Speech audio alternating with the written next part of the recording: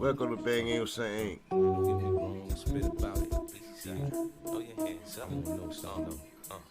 Everyone's talking about how much guns they got. Everyone's talking about how much they keep it real. And everyone's talking about how many niggas they kill. But I wanna know how everybody's a gangster. Where's the snitches at? Where's the bitches at?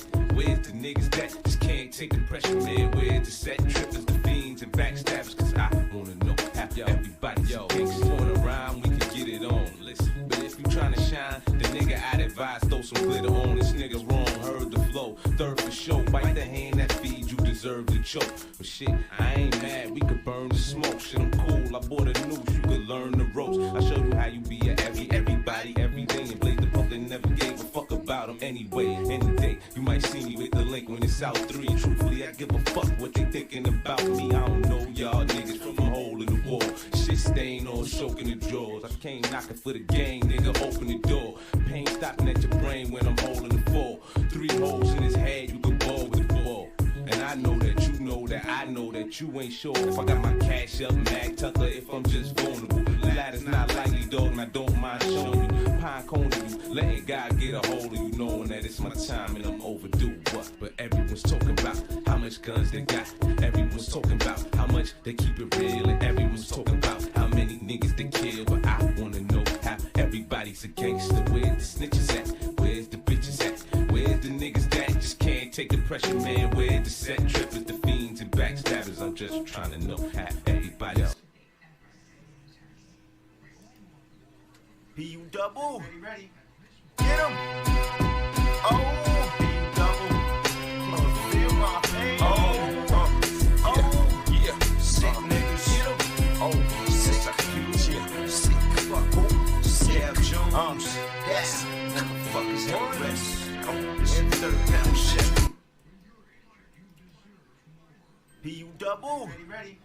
Get him. Oh, B.U. double. Feel my pain. Yeah. Sick niggas. Get him. Oh, sick. Yeah. Sick. Fuck. Yeah, Jones. Yes. Motherfuckers have rest. It's a 30-pound shit.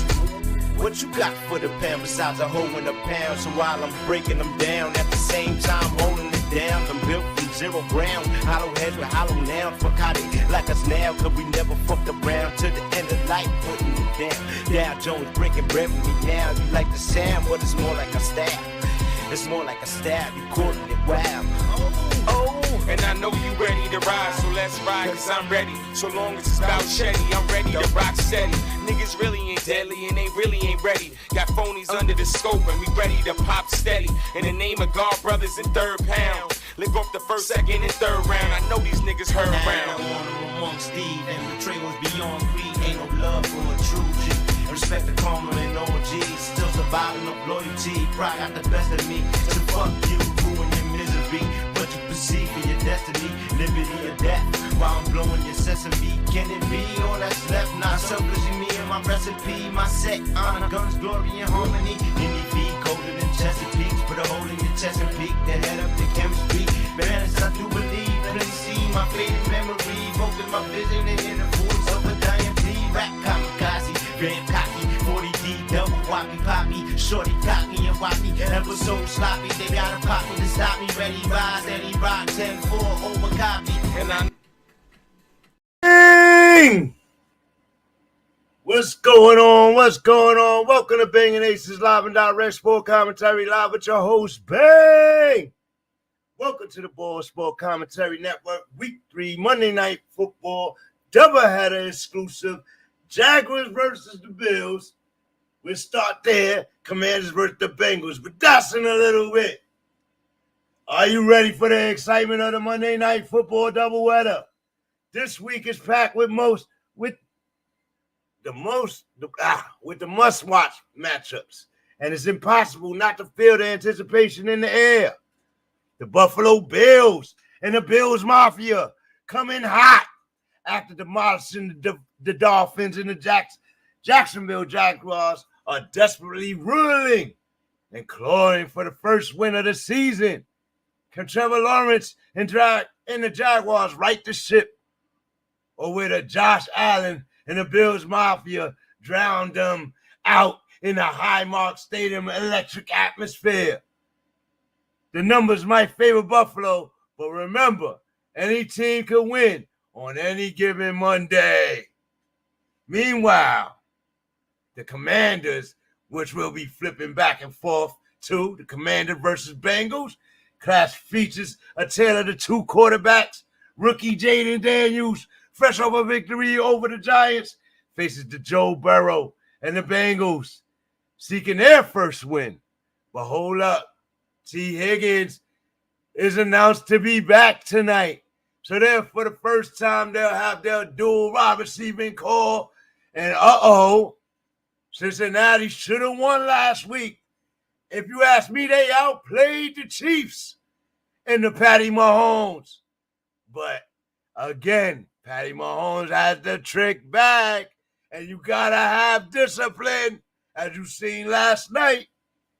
Can the Cincinnati snap their losing streak and turn the season around?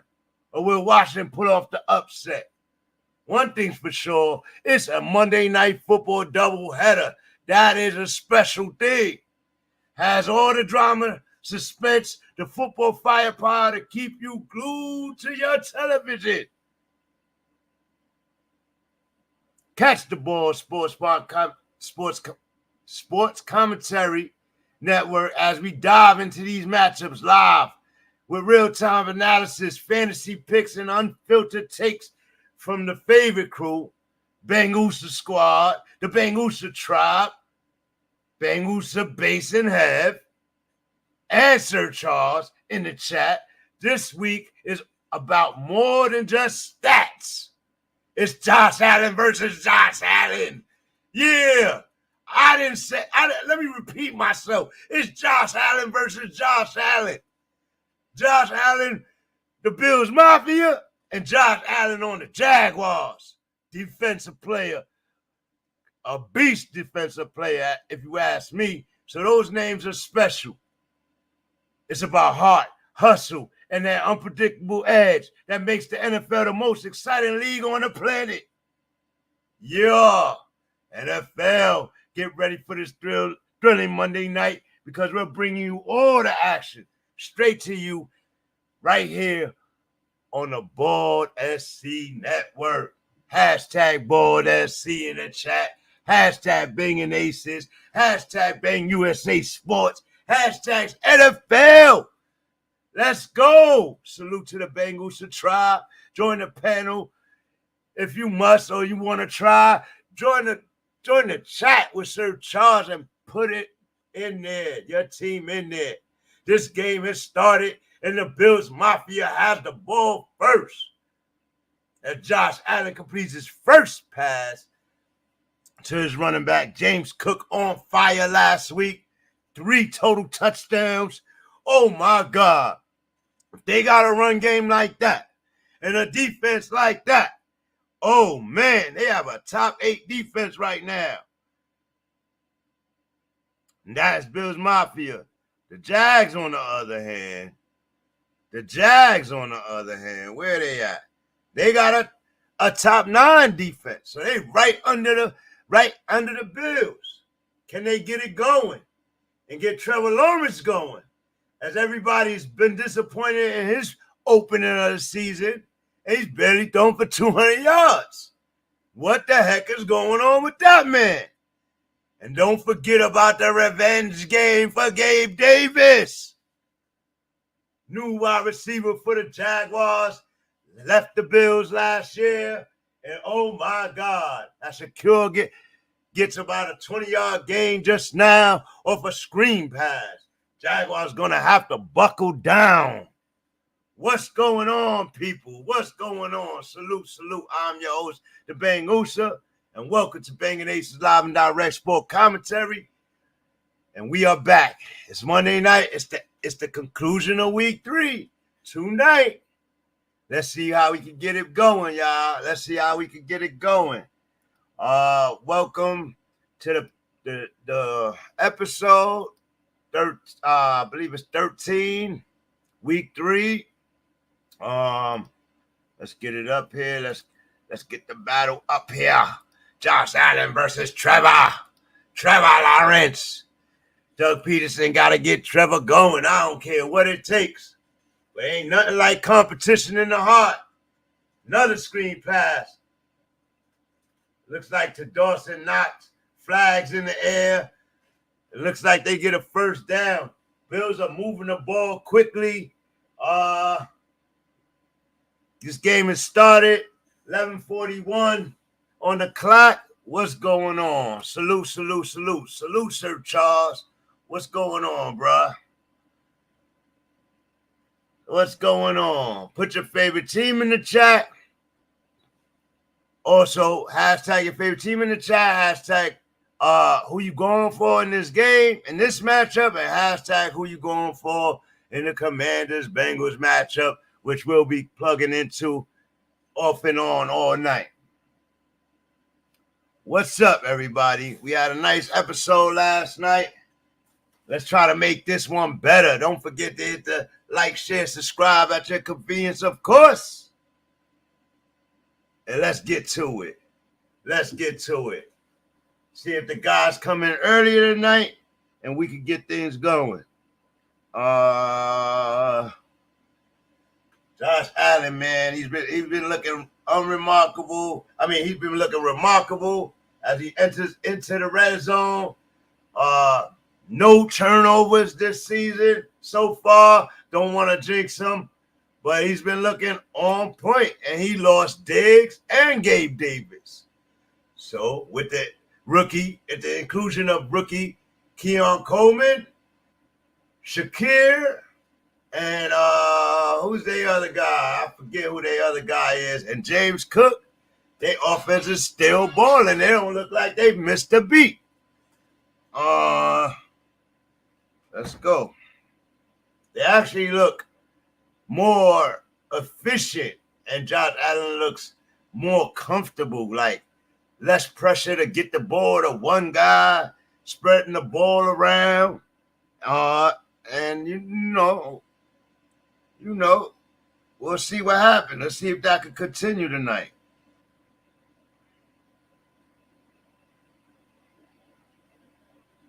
Let's see if that can continue tonight as they go to their first commercial break. We'll try to get the guys in here.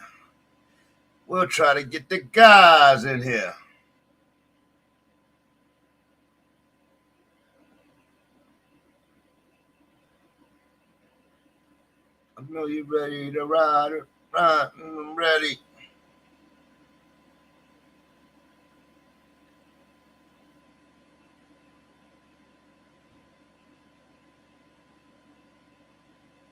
See what visitors we get tonight.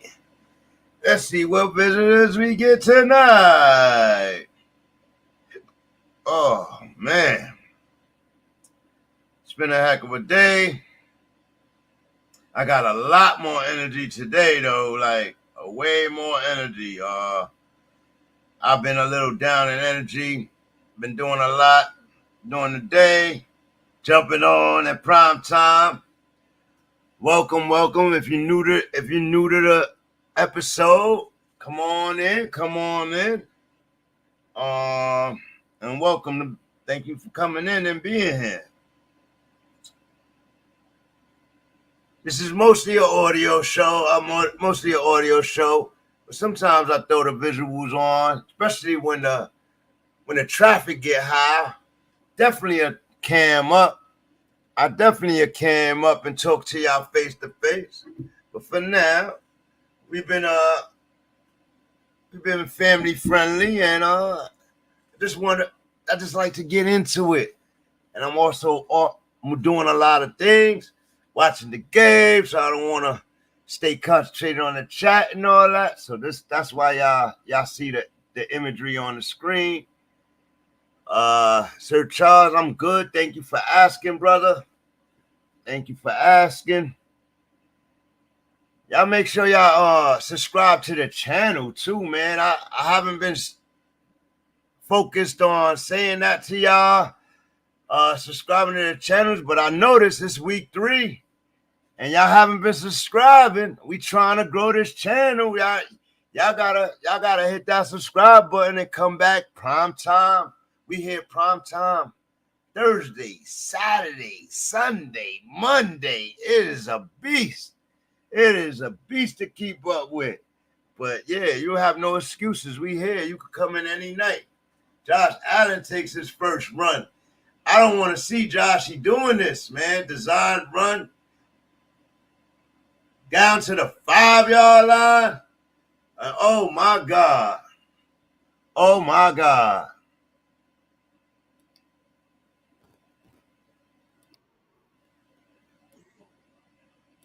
Here they go, threatening. James Cook gets the handoff. Easy touchdown, runs to the cone in the pylon and gets in for his, fourth of the season? Oh my goodness. Josh Allen and the Bills score on their first drive, 7-yard touchdown run for James Cook, and it's getting crazy already. That is a statement. The Jags couldn't stop it. I don't know what's going on with the Jags. 0-2 this year versus the 2-0 Bills. But the Jags defense looks weaker and their offense looks sick. Like, it looks really abysmal at times. As the Jaguars block the extra point. Jaguars blocked the extra point. Oh, my goodness. That's what I'm talking about. 6-0 lead. Let's go. Now, let's see how the Jags answer that. See how Trevor answers that. Early score, quick score. Let's see how Trevor answers that. Oh, man. They blocked the extra point. They should have stopped the touchdown. Sheesh Louise. Nah. Oh, man.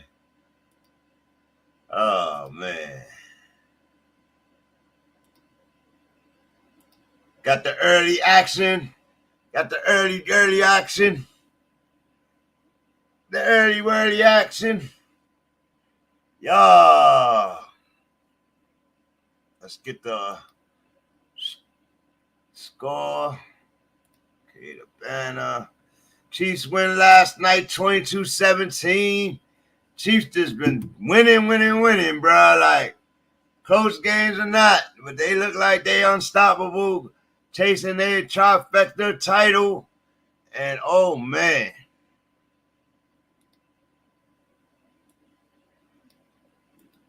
The Chiefs get another title this year. I mean, I know I've been saying this, man. The Chiefs get another title this year. Tom Brady, the GOAT of NFL and history, will be threatened, like, to immediately be replaced by Mahomes, as they tried to, as everybody's been stating for a couple of years. I didn't agree with them, but oh my goodness, if you can't stop them, and they just getting all these title runs. Oh man, he's gonna shatter Brady, bro, in his career. Let's remember, he's only like 5 or 6 years in with 3 chips already. Like, it's crazy. I believe Josh Allen is just ended his 6th year. He's on his 7th year. So Patty Mahomes and Josh Allen probably on 7 years in. Patty got 3 already. Go chasing at his 4th. Like, whoa.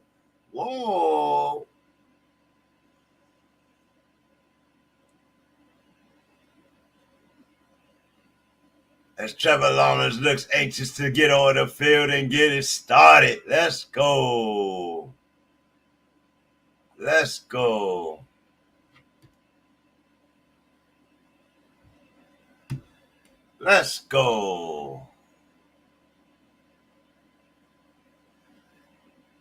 This game, it got on the board fast.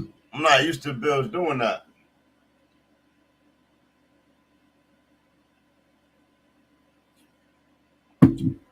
Not used to the Bills doing that, bruh. I better get used to it, huh? I know, man. Josh Allen gets a lot of rave, man. He gets a lot of rave. Good player, but he gets a lot of rave, y'all. He gets a lot of rave.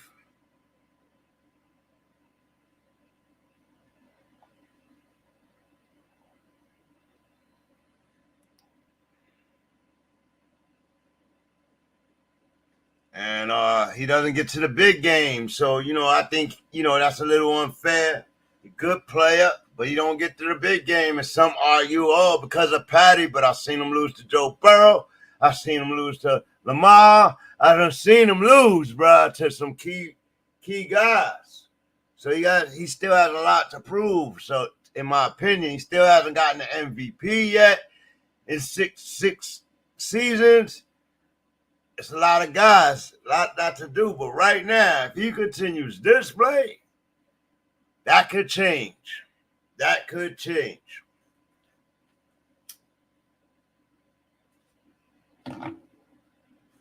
Trevor Lawrence steps into the shotgun. Motion to the left.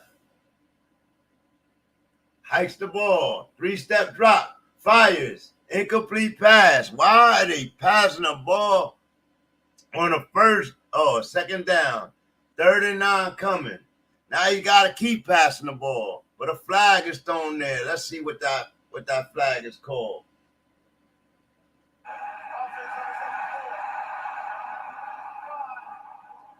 It was an offensive flag. Declined the penalty.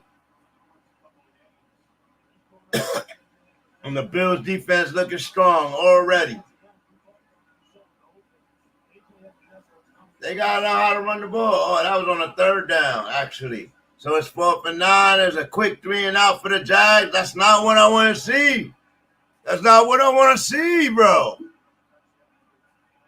Dougie P had a historical season 2 years ago coming in to coach this team, and he had a good season, a decent season last year. He started the season nice, and as a punt return, they quelled it. But he had a nice season last year, and then they just die out. They just die out toward the end of the season. They lose the division. Trevor Lawrence comes in, and he has a rough first 2 years under those coordinators and coaches, and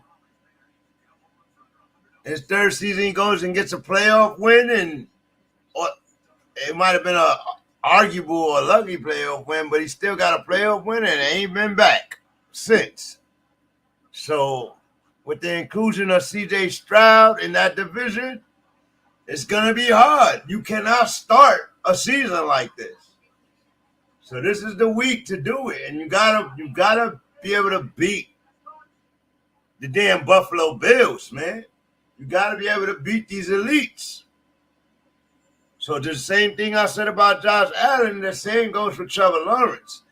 And if they have a losing season this year, Dougie P's job is in question. Trevor Lawrence might get traded, all kind of stuff.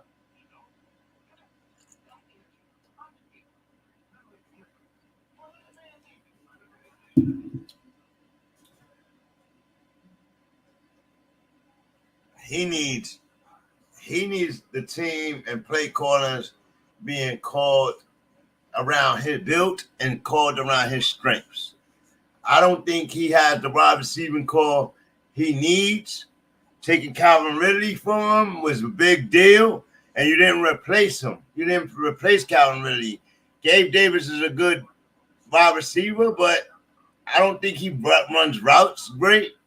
I don't think it's a lot. He needs some efficient wide receivers. They need to go get that. Then you got Ingram, probably his best hands on the team, who's injured. So he's been playing without him, and so you might not have to go get him another backup tight end that has some hands. And then you might need a better running game. Travis Etienne is pretty good, but not that guy. You know what I mean? That dominant downhill guy, like he's not that.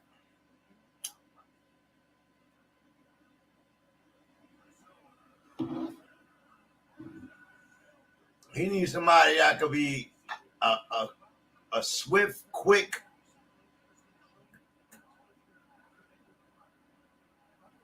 Oh man,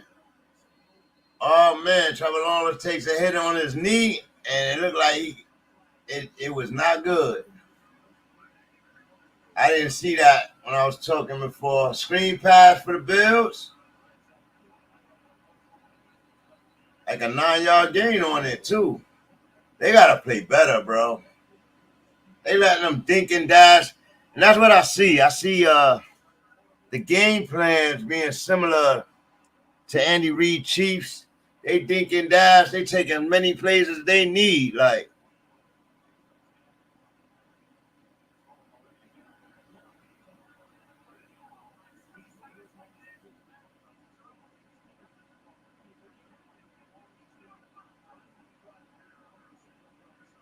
.758 on the clock. Motion to the left. Play action for Josh Allen. Josh Allen fires. Incomplete pass. Good defensive play by the Jags.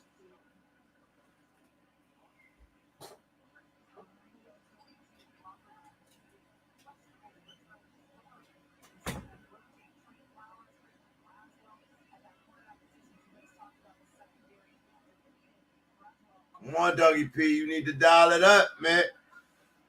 You got to dial it up.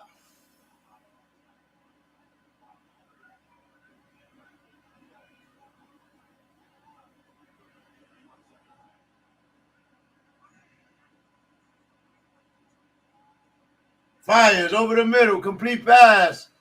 About a 5 or 6 yard gain. Third down coming. Jags have to buckle down here. Jags have to buckle down here.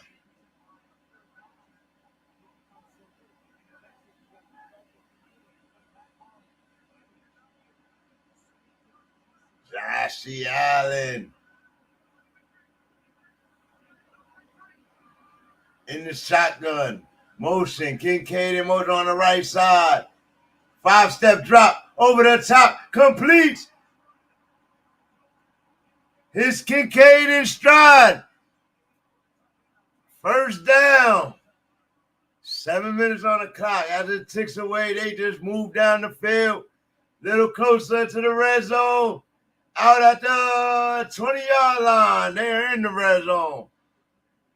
They're at the red zone now. Let's go.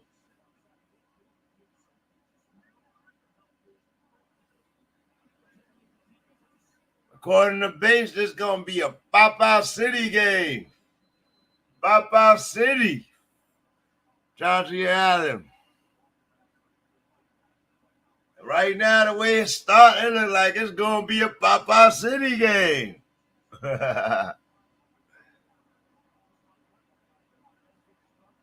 Josh has a tendency to start fast and dull out midway through the second quarter, and then he gets hungry again in the second half. But the Bills need to learn how to step on teams and crush them early, get rid of them.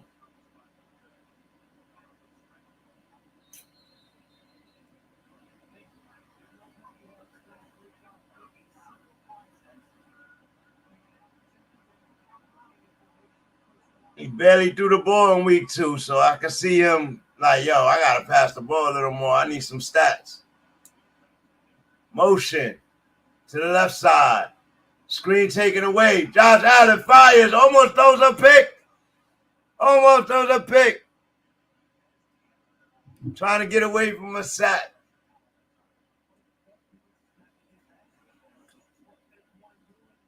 He sidestepped the rush with the quickness, bro.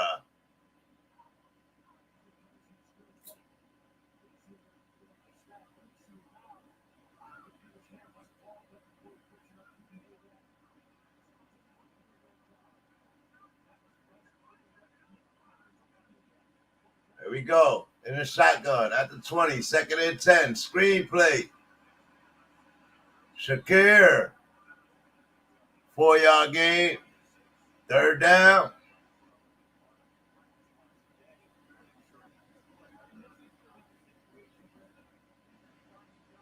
6:17. 3rd and 5. Let's go. Let's go.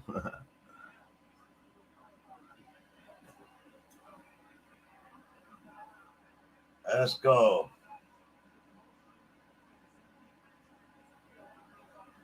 In the shotgun again. 2-step drop.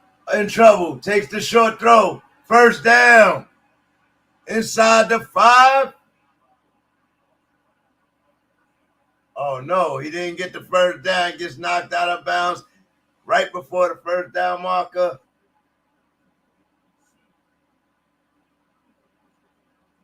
There we go. Tush push for Josh Allen. Easy 1st down. That's dangerous. That's dangerous. They didn't run the tush push like Philly did. They left a nice little opening. He jumped through it. Like, that is dangerous. Players fall on top of him as he fall down. Like, man, he's so reckless, man. You gotta love it, though. He got hella heart.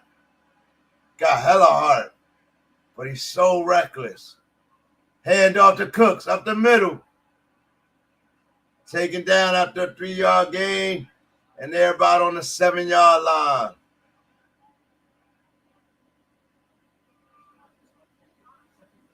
Sean McDermott points to his head, telling his team, use your head. Let's make sure you think. 4:36 on the clock. Boy, this first quarter is ticking, boy. First quarter is ticking. Time of possession mostly to the Bills.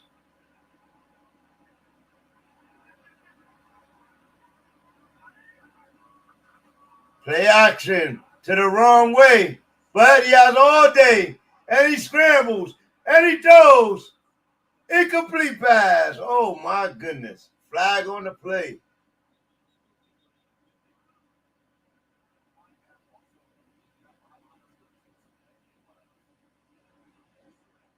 Let's find out if this is a holding or pass interference. Holding on the defense. Holding on the offense. Going to offset the penalty. 2nd down coming. Double holding calls. Bills Mafia going crazy.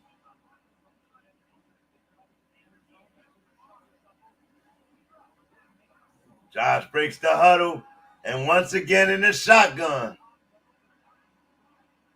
Spread offense, motion. Hand off to Samuel, slides, slips, and gets mauled. Looks like a loss of 1. 3rd and goal.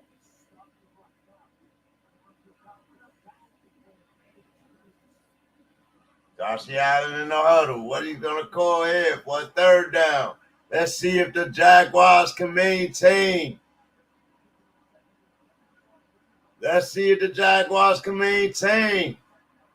In the shotgun again. Motion to the left side again. 4-step drop. Oh, Josh Allen tries to scramble. Oh, still has all day. Throws it. Touchdown. Back in the end zone to Dano and Kincaid. Oh, he needed that, bro. Kincaid has been quiet all season, and he needed that. 6-yard touchdown reception. And you know Basie going crazy at home.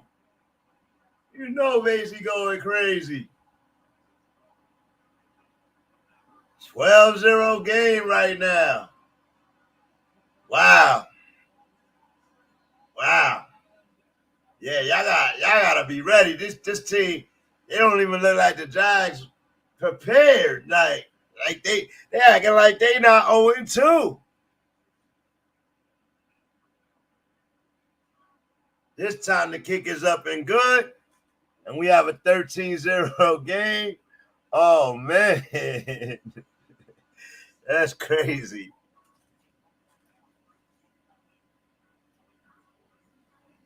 That's crazy.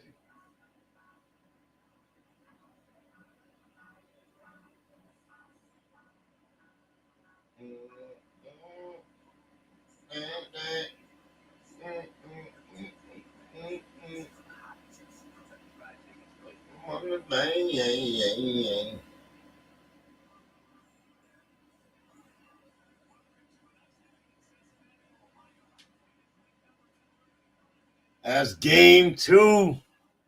Washington Commanders and the Cincinnati Bengals gets prepared to begin. Well, we will touch back in on that one. Cup of Joe show looks like he's ready to get his first dub.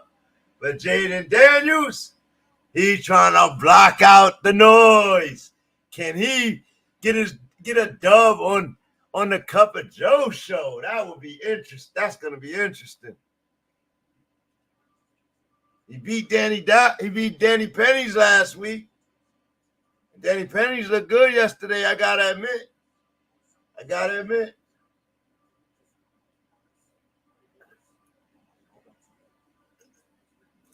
About time. I don't know how much I'm going to say that this year. I only gave them 5 wins this year. We'll see, though.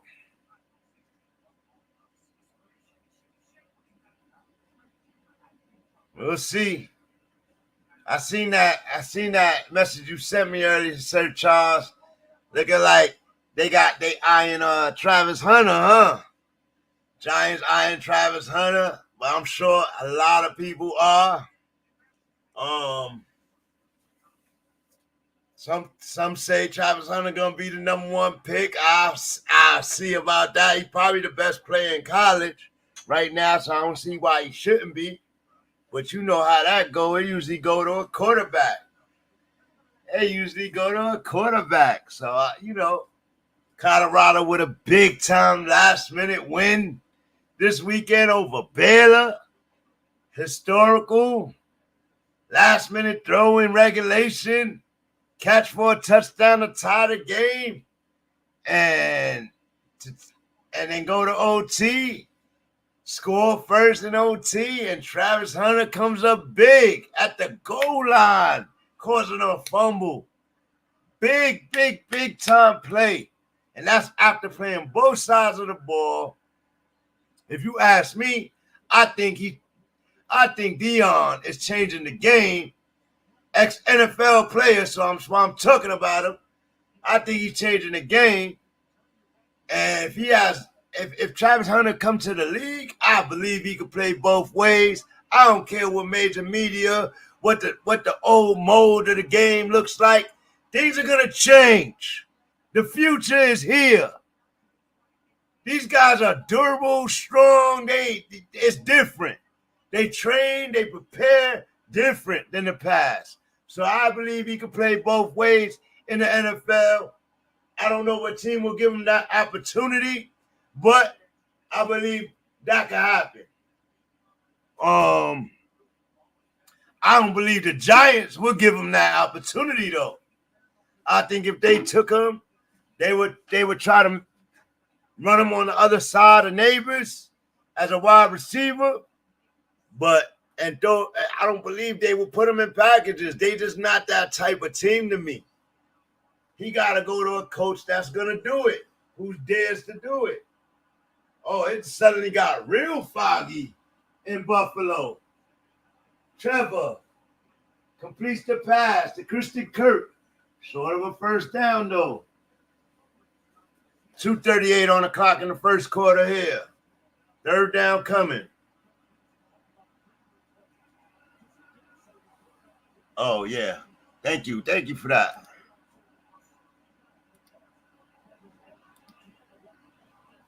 Thank you for that, Sir Charles. I'm up here just blabbing my mouth, huh?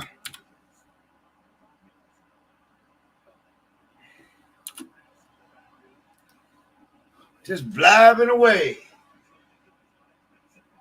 Trevor takes a hit after running for it, short of a first down. He gets up, though. He can't be running like that, man. The same thing applies for Trevor Lawrence. I like to see him use his legs, but don't be reckless, man. You can't afford to get hurt for a couple of weeks. Y'all 0-2. Like, don't be reckless, man. But playing with a little desperation, I guess, doesn't hurt anybody. 1:29 on the clock. Tick, tick, tick. Behind center. Hands it off for the first down. ATN gets the first down. Taken down quickly. Less than a minute approaching in this first quarter. Trevor has to get on the board. Stop playing. They cannot get the ball back without getting some points. I don't care if it's 3 points. They cannot give the ball back without getting some points right here. Or Josh Allen has a chance to blow this game out of proportion. Trevor Lawrence behind center. Trevor Lawrence. Another play action. Over the top. Incomplete pass. No flag. The rookie Brian Thomas Jr. Off the hands of Brian Thomas Jr. Good route, but got a little hooked on that play. Wanted a pass interference, didn't get it. You're a rookie. You got to earn that respect. This is the guy that everybody that's the guy that basically try to rob me of a second-tier player. He is starting the game, but he's not going to get that many options, man, unless these guys get hurt. And third string is worth a third string to me. If you ain't talking that to me, then I ain't, you know what I mean? I'm not giving up a one-tier person player or a two-tier player for him. I'm not doing it. I'm already decimated as it is. 3rd and 3. End of the first quarter comes. 13-0 game.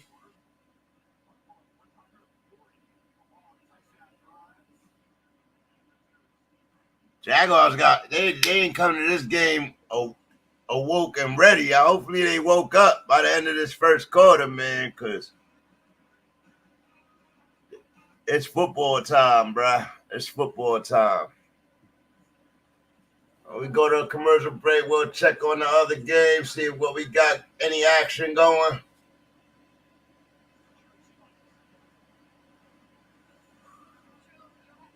Nah, they haven't. They look like they're still at the beginning of their stuff, so we won't worry about them just yet. We'll go check back with them at 8:20 or something.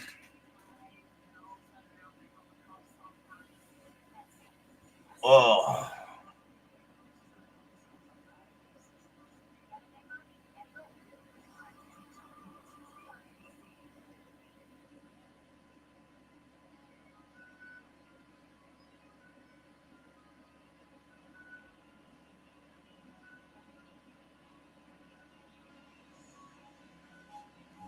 No, we're not doing that. We're not doing that. So what's going on, everybody, man? We had a heck of a weekend in football. The Raiders got smoked by Andy Dalton and the Panthers. The Panthers look really, really explosive with Andy Dalton. It's totally looked bad on Bryce Young. Great on the coaching staff for them and all of that. And I don't know that he gets back in this year with a healthy Andy Dalton. And he shouldn't. That's a good veteran to learn from, the Red Rocket. The Red Rocket. Getting some shine. Ex-Cincinnati Bengals quarterback. Cup of Joe sat him down. And he looked like he found some place to be. he had those guys looking explosive. The Thielens, the wide receiver called Deontay Johnson looked good yesterday with a veteran throwing him the ball. So I don't know, y'all. I don't know. Lions beat the Cardinals. Chiefs over the Falcons. That Ravens-Cowboys game, Ravens over the Cowboys. Cowboys took a lot of flack. They are 1-2, I believe. I think they're 1-2. And they took a lot of flack this morning from mainstream media, as they always do. I think it was unfair to attack Dak today, but they did lose, so the Cowboys got to take the beating together as a team. That defense needs to really, really buckle down. They're not looking as efficient as they looked a year ago, and they was without without the Diggs. Remember, they had Bland. Bland had like 6 interceptions, 3 returns. Like, he was, for touchdowns. But Bland ain't there. Deron Bland ain't there this year. He's injured. And Diggs is back. And Parsons has been nullified all of a something. I don't know if that has something to do with his contract.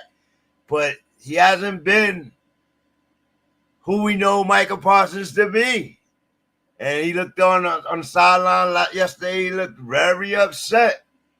But I don't know. I don't know what's going on with him.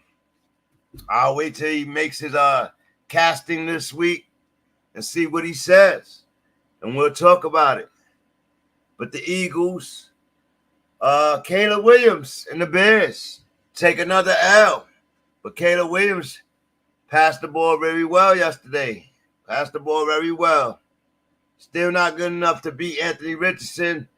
And they're still making bad decisions and choices thrown across their body. They think that these guys got to get out of the college habits, the bad college habits. This is the NFL, the speed of the NFL, the savvy of the players, the baiting of the defense.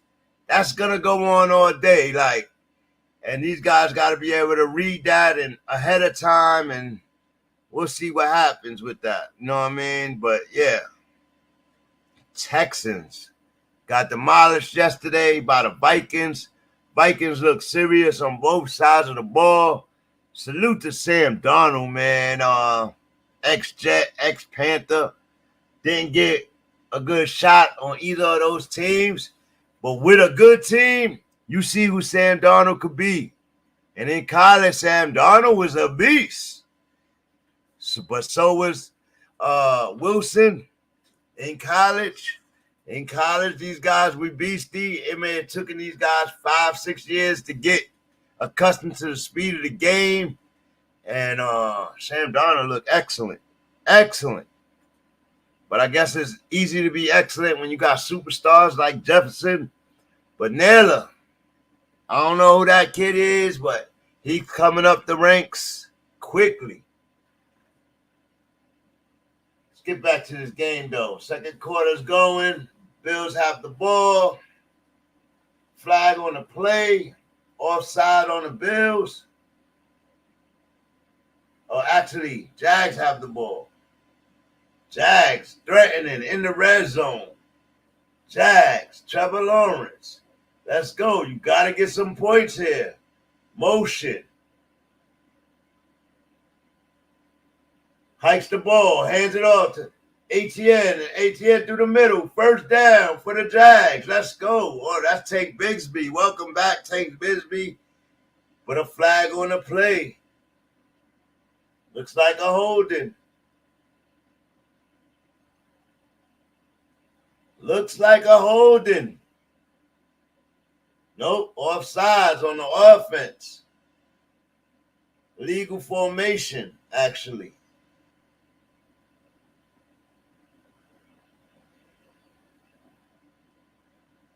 Illegal formation, he does the offsides thing, or the false start thing. Now they bring it back. Here we go. 1st and 10. Trevor Lawrence, play action, in trouble, throws it, completes to Farrell, out of bounds behind the line of scrimmage. I don't even know how, when you're in trouble though, you got to get rid of the ball, right? But, so you throw it to the sideline, but how you throw it to that short of a route, bro? Like, second down, Covey.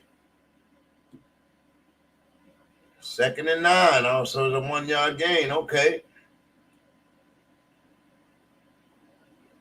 Trevor in the shotgun. Trevor in shotgun. 4-step drop back. Over the top. Fade to the corner. ATN never seen it coming. It's out of bounds. Incomplete pass. 3rd and 9 coming. Bills Mafia defense standing strong. Stadium going crazy.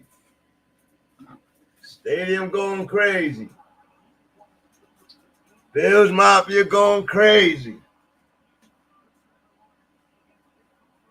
Trevor has to score a touchdown here to get some respect from these guys. In the shotgun, motion to the right side. 4, 3, hikes the ball. 4-step drop over the top to the same spot. Out of bounds. Gabe Davis with the catch, but he catches it out of bounds. Come on, Trevor, man. How you going back to how y'all calling a play to the same side you just do a play over to? Like, that don't make no sense, man.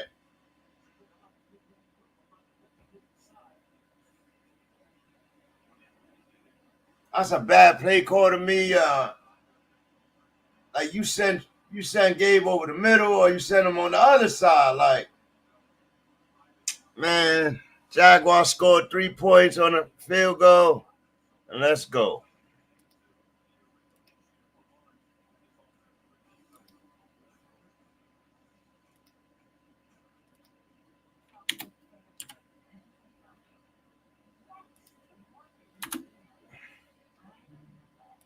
They just look sick. Like, their offense looks sick this year. Like, it's really struggling to get the gears and move. Like, they don't understand how imperative this game is for fantasy guys like me. I got Trevor Lawrence. I drafted him because I expected him to have a better season. So I've been patient through 3 weeks. But if he looks abysmal and sick like this today, Trevor Lawrence might be getting cut. And I would recommend that for anybody who has him in fantasy. There's just too many other guys that's way more efficient than him. Like, you know what I mean? So I've been trying to be patient. Some people have been saying get rid of them from week 1, right? But I wanted to see how A-Rob was doing. Still got Michigan didn't have a great game this week. You know what I mean?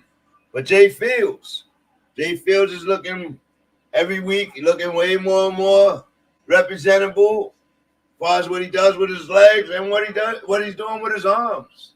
Threw for 250 yesterday. You know what I mean? Did throw a pick, though.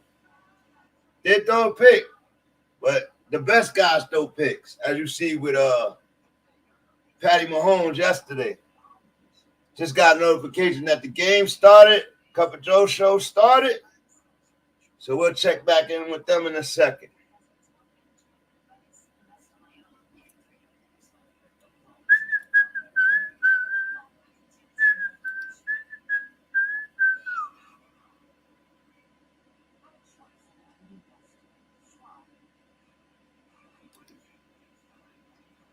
Trying to see this matchup right here. Josh Allen versus Josh Allen.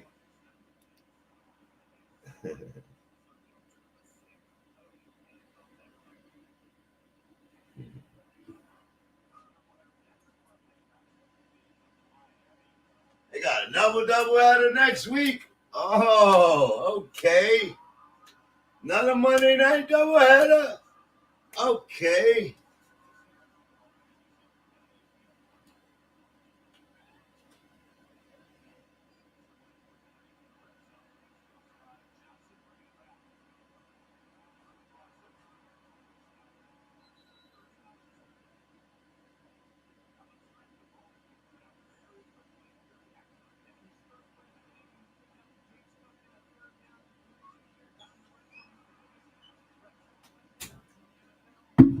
Josh Allen be trying to run for touchdowns, boy.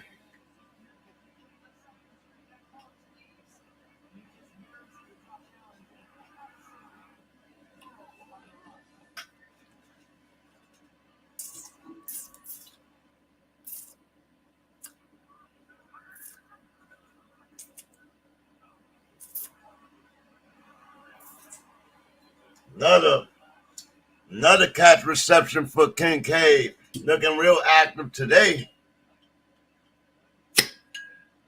Looking real active today.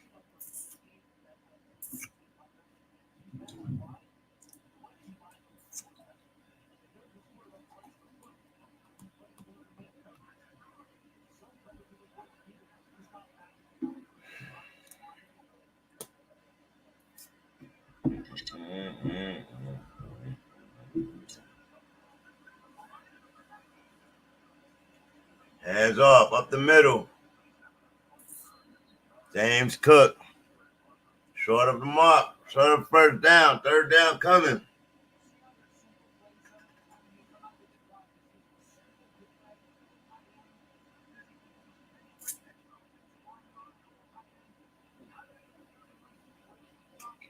Keon Coleman and Mac Hollins comes in for this package. Kincaid still on the field. Well, they set up for another first down. 31. Behind center. Play action rollout. James Cook gets an easy first down.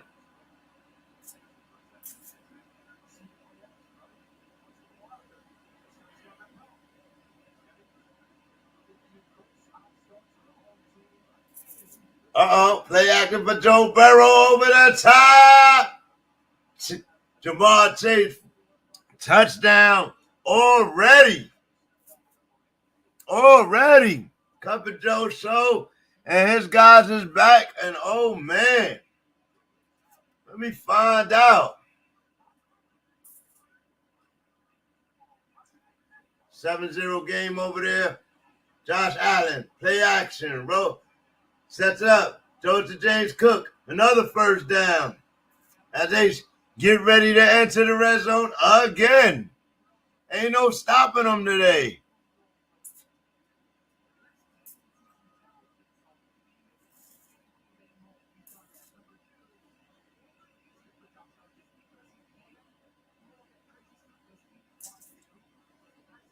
Yeah, man. Just be your quarterback. Don't do no extra thinking. Like, he looks so much better when he's not doing all that extra stuff. He looks so much more efficient. Like,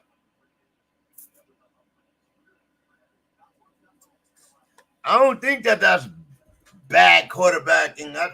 I think all that reckless ball play from college needs to stop at some point, and you just need to be a quarterback. Same thing for Lamar. Same thing for Jayden Daniels, Bo Nix, all of that. Like, just throw the ball, man. Caleb Williams, who's not using his legs as much as I've seen him use in college.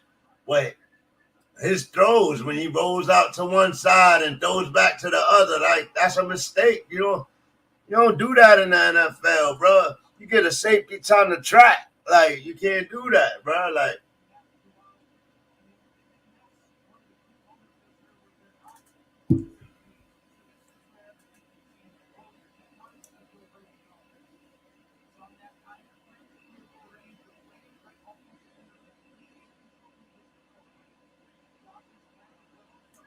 Bills dominant in a time of possession. 7:08 in the second quarter. 13-3 game. Josh Allen in the shotgun again. He stay in the shotgun, bro. Up. Design run. Now he's going. First down. I don't know if that considered a slide going head first, but he got to stop that right there.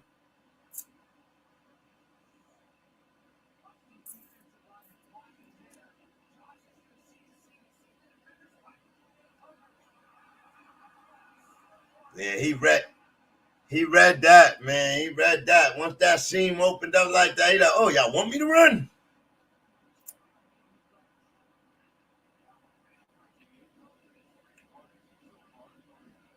He don't run toward the sideline. He run up the middle like he a running back. He's wild with that. Play action. Drops back. Over the top. Caught by Matt. Oh, Keon Coleman, the rookie. Touchdown.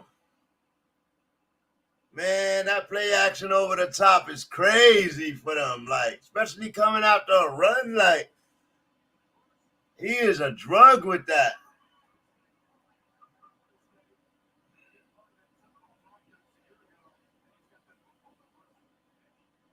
Wow. Wow. Hold on.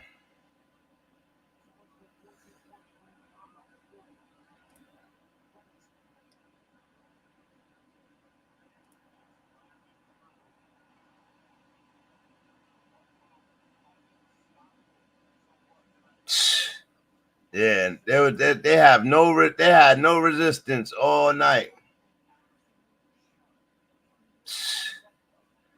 Josh Allen, this might be a Papa City game for real. This might be a Papa City game for real. All right. Why you go to commercial? We'll check back with Joe Burrow and them. See what's going on there. 3rd and 2. Washington's ball, 3rd and 2. Jayden Daniels, the rookie. In the shotgun, 4-step drop. He's running. Took too long to decide to do that. Short of the first down. Got back to the line of scrimmage, though. 4th and 2 coming. What's going to happen?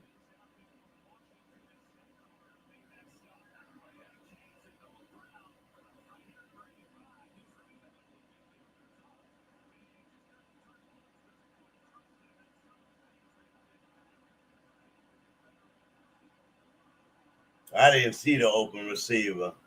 He's squeezing it. He's squeezing it if he throws that. And for a rookie, that's hard to decide to do. In the shotgun, going for it on 4th and 2. 1-step drop, 2-step drop, pass, completes the pass. Oh, did he get it? Short of a touchdown. Looked like he reached down, hit the cone. Let's see if they replay that.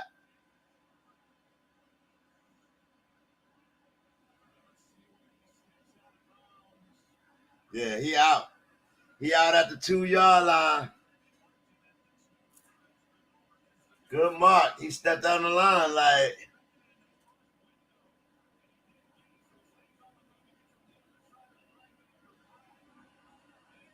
So Washington comes out on the doorsteps. 1st and goal. Jayden Daniels. Options. Oh. Flag. Well, it looks like it's going to be a false start. Oh, my goodness.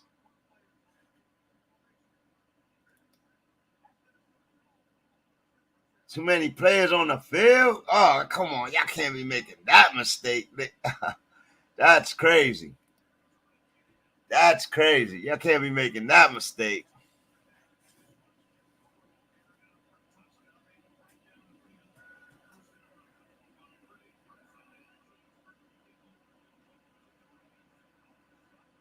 This will be impressive. It looks like Jayden Daniels is going to want to run. He needs to pan this ball off right up the middle.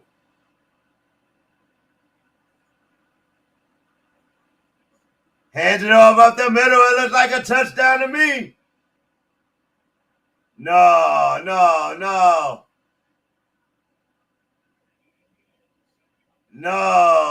It looked like a touchdown to me, bro. Robinson.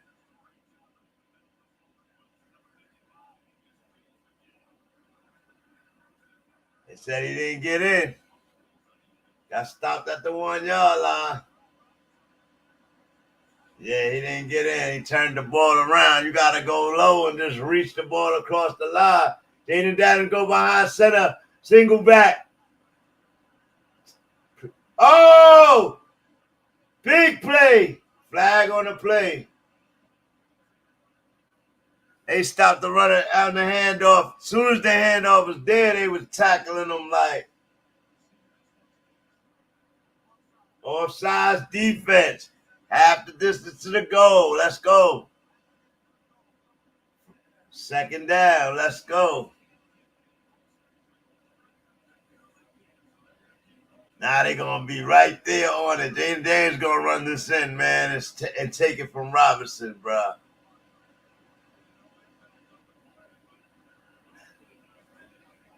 Yeah, that was a great play. They got in the backfield and knocked Robinson down before he had the handoff. That was crazy. Easy. Robinson gets in. Touchdown, Washington. Let's go. Let's go. Let's go. That looks like it's going to be a heck of a game so far. It's going to be the game to watch. Let me find out.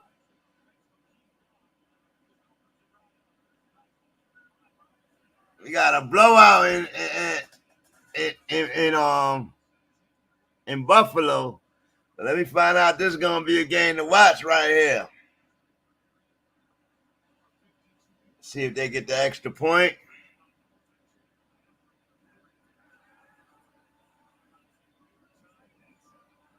We are tied at 7. Do me a favor, Sir Charles. Put the Washington score in the chat. And make sure. Let me see. 7-7 game.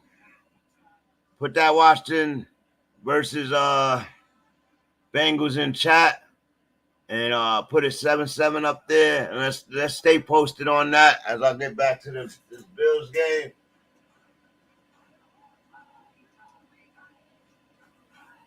I gotta see what Trevor doing, man. I can't be allowing him to look crazy out here. 23.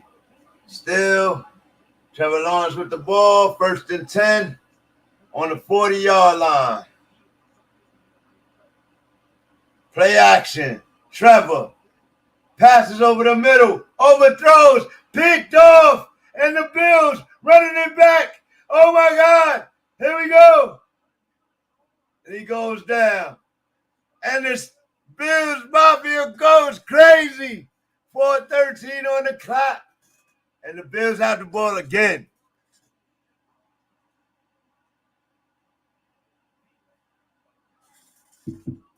Bills defense playing good. Oh, my goodness. Oh, my goodness.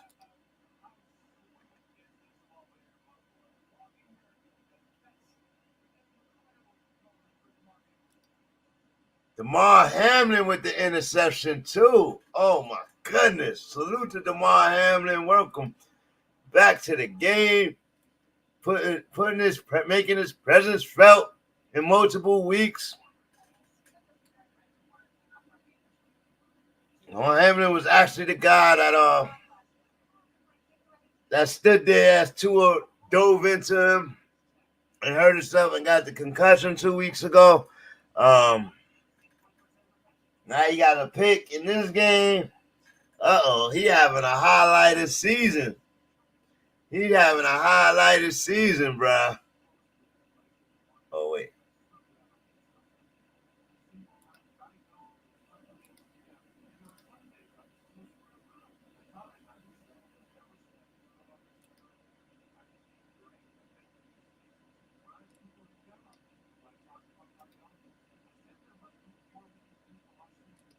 All right, I'll do this then.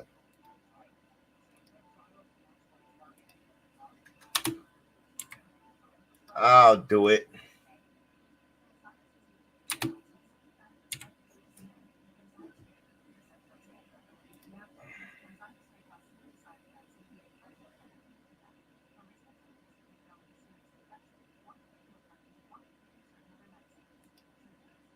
Goodness gracious, bruh. Damn Jags. Those damn Jags.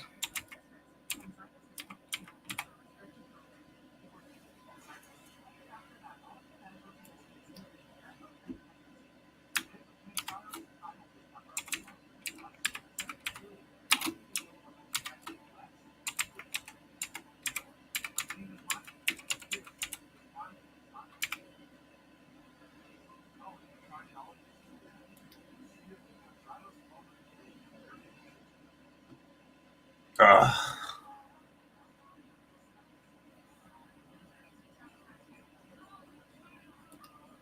so now I can just flip back and forth. All right, cool. Cool.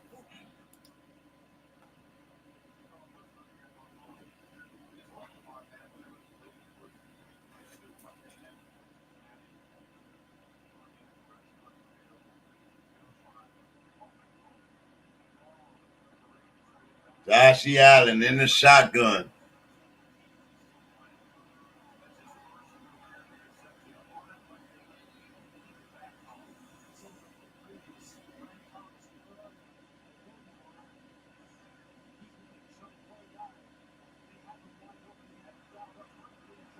Yeah, Trevor just overthrew him. He was wide open. He just overthrew him. Like, what are you doing, Trevor? Just looking really inaccurate and inefficiency is just embarrassing. He's gonna get tore up tomorrow by the media, man. Screen to Shakur. First down.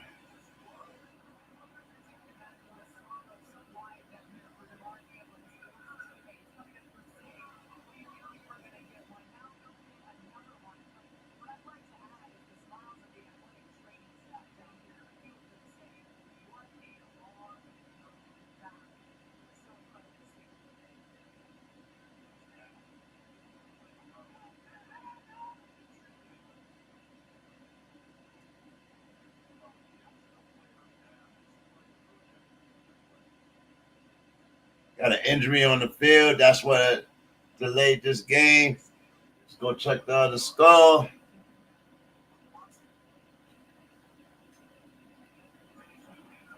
Jamar Chase looks like he just got a nice little short play going. Little 10-yard gain. 3 receptions for 58 yards and a touch so far. Cup of Joe Show in the shotgun. Motion to the left. Cup of Joe Show. Little short pass. Gets back to the line of scrimmage.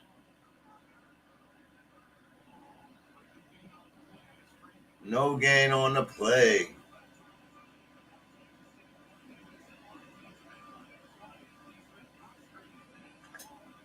They've been doubling them.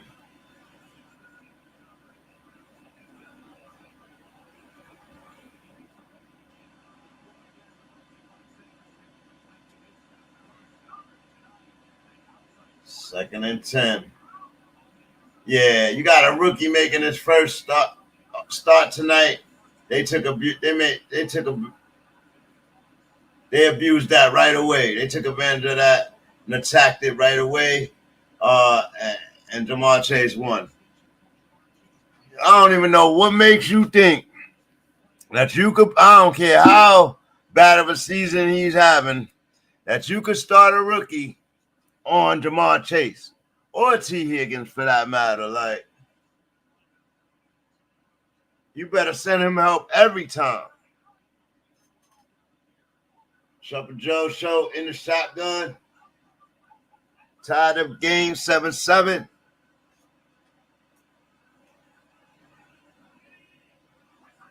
Hikes the ball. 2-step drop. Over the middle. Higgins takes the hit.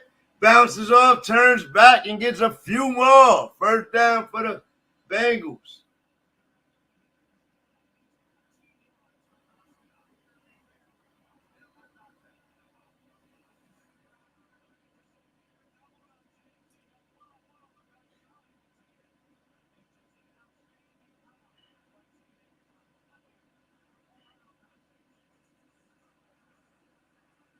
Screen. Chase Brown doesn't do anything.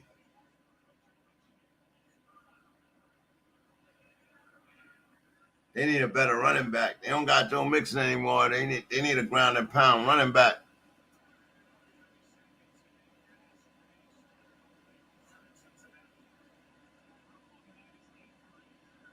Second and 11 coming. Joe Burrow 8 for 8 tonight with 85 yards and a touch.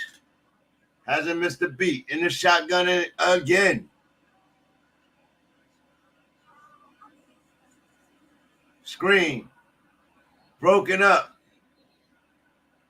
Broken up by Washington.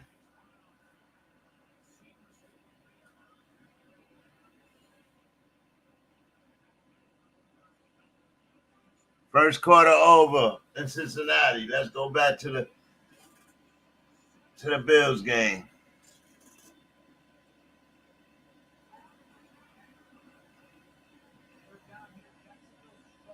Oh, goodness gracious.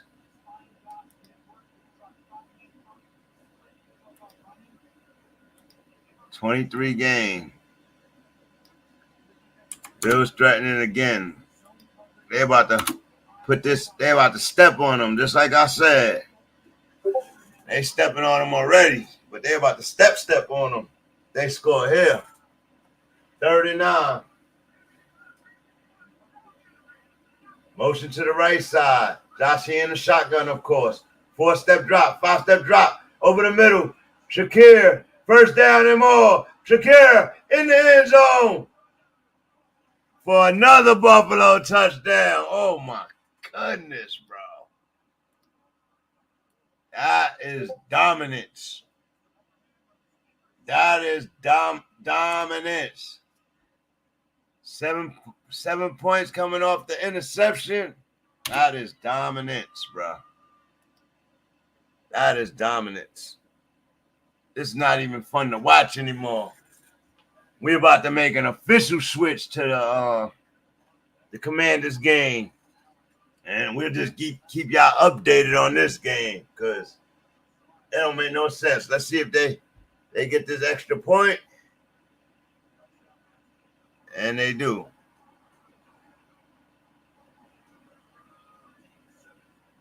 It's 27-3. I forgot they missed that extra point.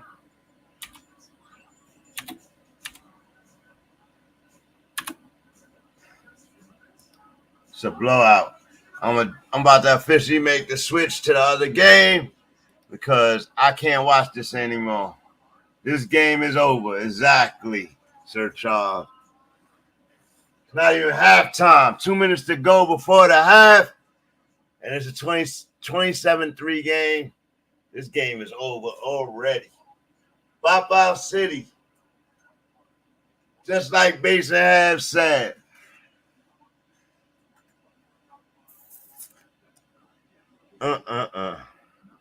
Embarrassing. Trevor Lawrence will be gone tomorrow.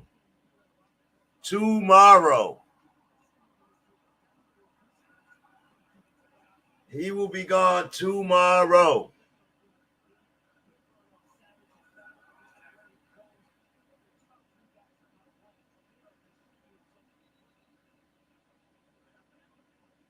Look, they lifeless on the sidelines. They lifeless. Yo, he not even gone tomorrow. He gone tonight. Right after the game. Snipe, right out. He's gone.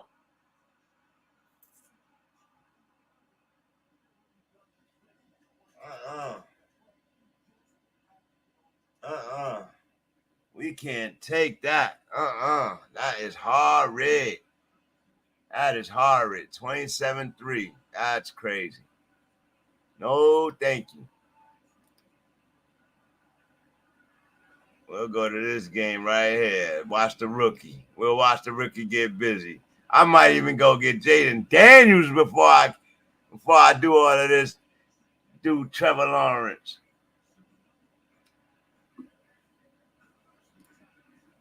Yeah, me too. I switched to the other game too. I made the switch. Let's get their score on the board. Ouch. That is horrible, bro. That is horrid.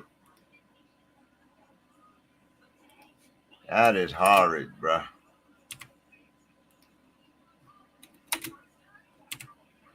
They just a bad team overall, and they not showing the energy right now or nothing. Like, that's 3 weeks in a row they played bad, bro. Like, that don't make no sense.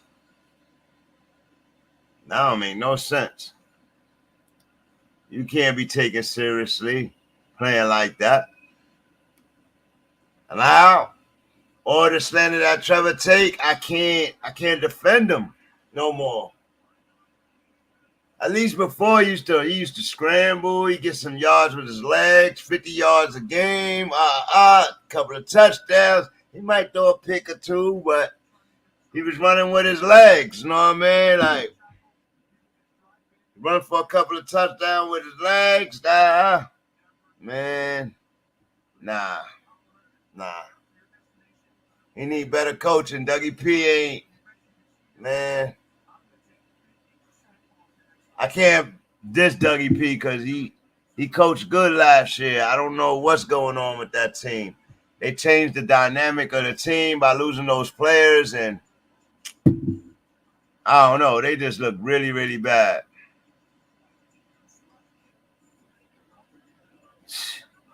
If I could cut him right now, if he wasn't in my starting lineup and I could cut him right now, I would.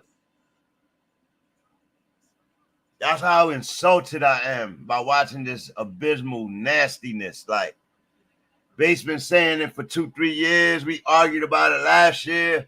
I thought he would. I swear to God, I thought he was better. I don't know what he need.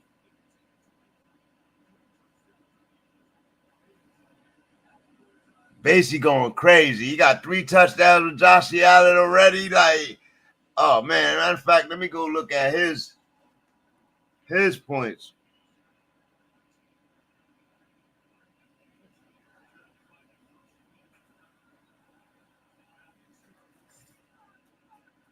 Bengals need their first one. They 0-2.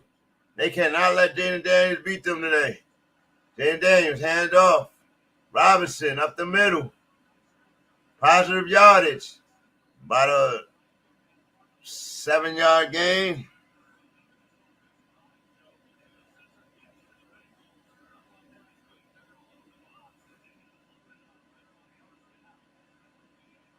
I'm getting destroyed. If I don't score 100 points with the 4 players that's playing tonight, man, I'm getting destroyed, bro.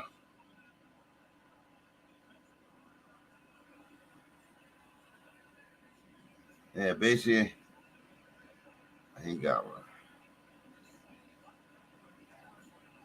Oh, he actually went and got a kicker. He actually went and got a kicker.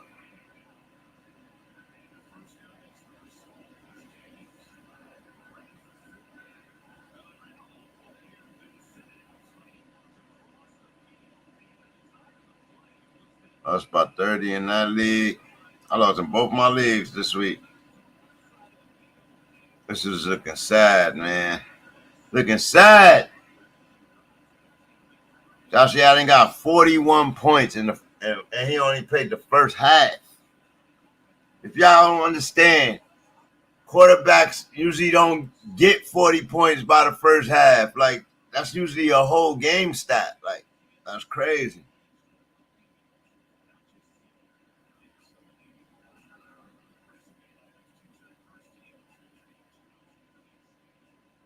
And then you got Robinson going. Like,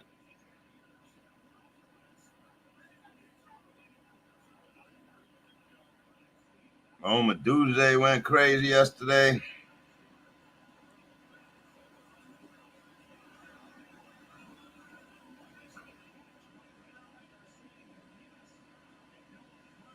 Noah Brown with a nice catch for a first down from Jayden Daniels.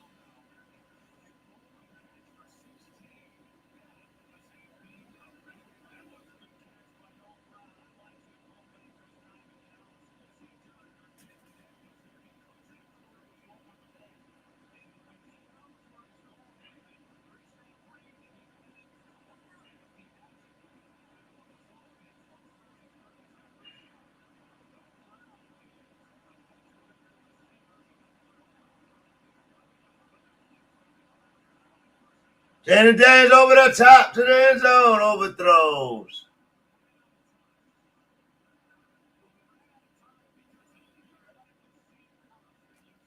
Man.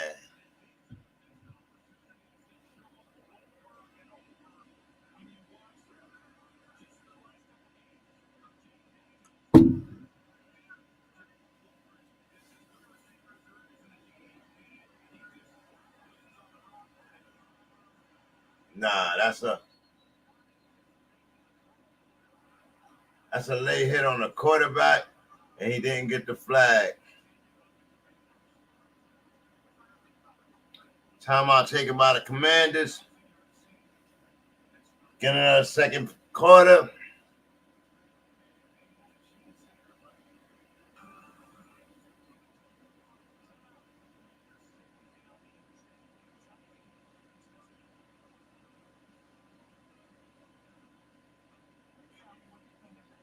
Crazy, man.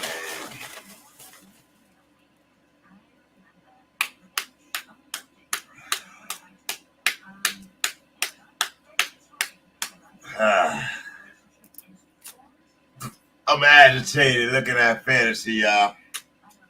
I'm very agitated. Jeez.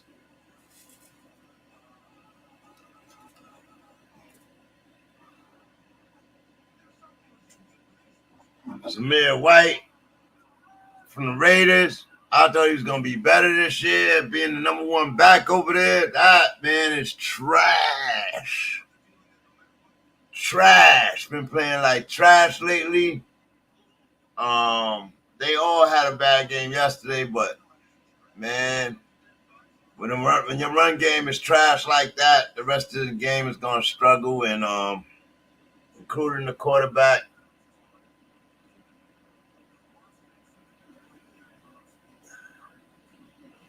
I got to find something to do with that guy. And then Travis Etienne, man, when they struggling in offense like that, like, man.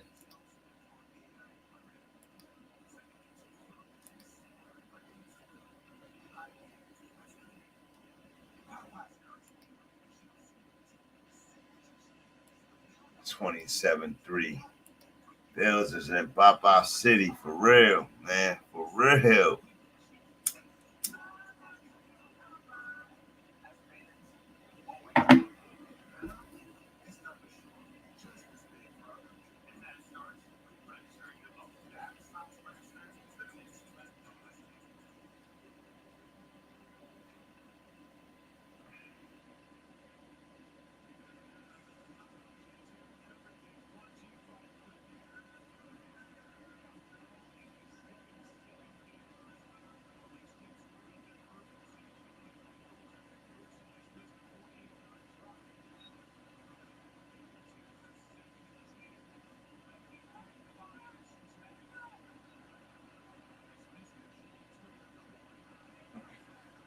Okay, Jayden. Let me see you in the shotgun. Motion to the right. Bengals coming for him. It look like an offside there. Fires. Completes the pass. First down for the Washington Redskins. My bad. Washington Commanders. Jayden Daniels been dueling week after week. He been dueling with whoever's there, and they've been they showing more life than Jaguars ever did this year. So it's like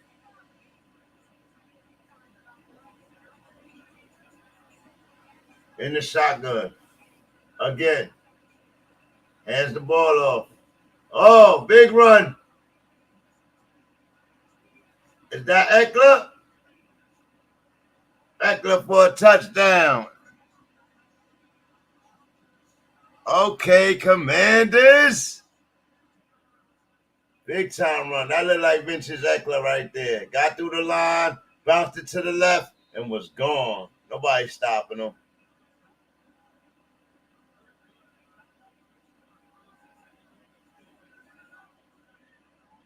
Yeah, nice. I like that.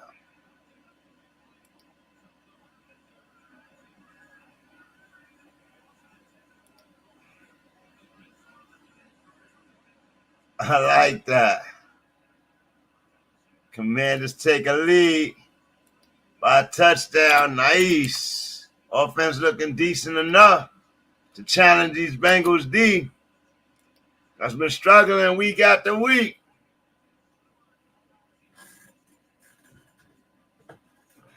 Jayden Daniels remind me of Cam Newton so much. Like, not his gameplay, just his attitude with the game. He's a football player. He's tall enough. He's winging it out. He runs the ball, but he got an arm. Like, you know what I mean? So once he know where he going with the ball and who's his guys, he's going to be something to watch later in this season. Watch.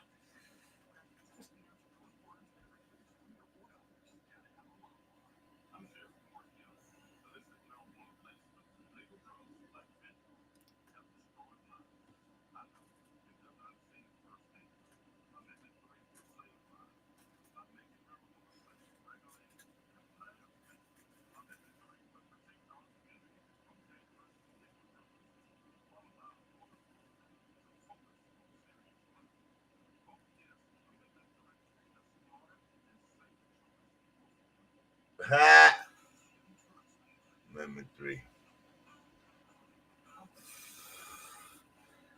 See what I mean? The exploitation of marketing, political marketing, and advertisement during the game. It's like, it's annoying, but that's where the money at. That's where the lobbyists paying the money at. So smart marketing is smart in any profession, but it's just like they know 30 million people watching the game right now, Monday Night Football. People home from work, like, they know how to get to you. You don't have to open your mailbox anymore. We're going to come to you on a 30-second commercial, like, and we're going to saturate it, too. Like, we're going to oversaturate the market, like.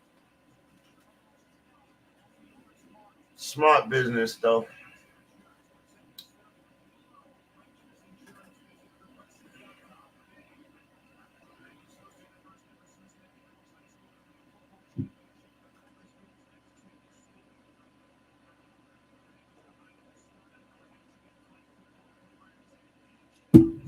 Bills scored again? What?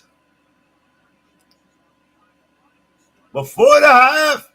34-3? Man. Oh, my goodness. Oh, my goodness. You can't be serious.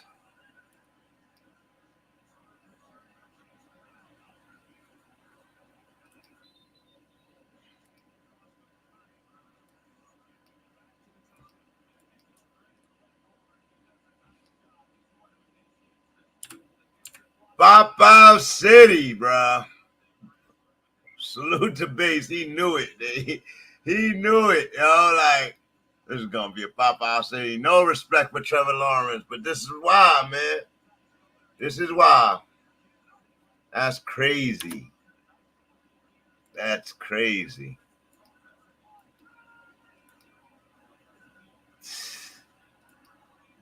That's crazy. Pop-Out City.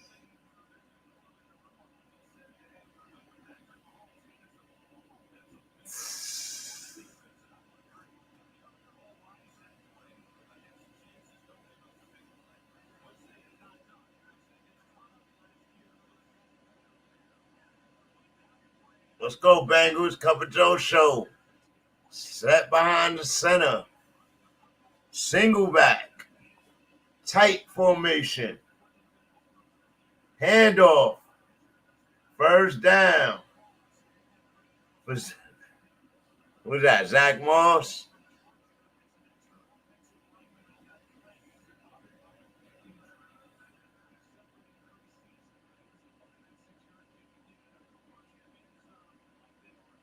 Yeah, I put the score in the chat.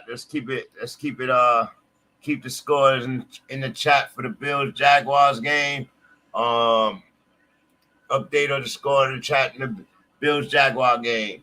I had to lead that game, man. I had to lead that game. I'm sorry. Big run.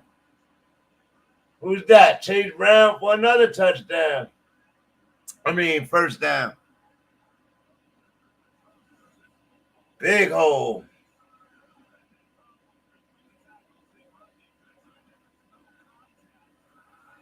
Wow. Big hole. Run game. Ground and pound. Ground and pound with Jayden Daniels. Ground and pound.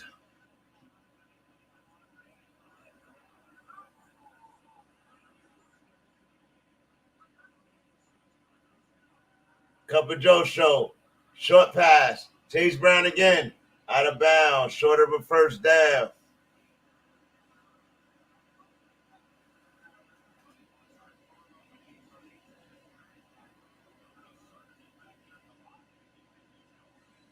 So Burrow, I don't care. Hey, he looking healthy right now, bro. He looking healthy now, boy. With his team together, like. Let's see. He take a shot at that end zone. 2nd and 2. T. Higgins is due. Look like a run coming.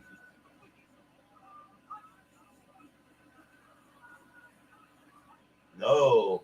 Stop short. 1 yard gain. 3rd and 1 coming.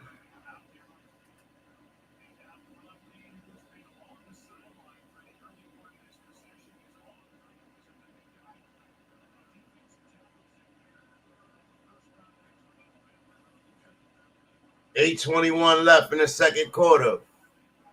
3rd and 1.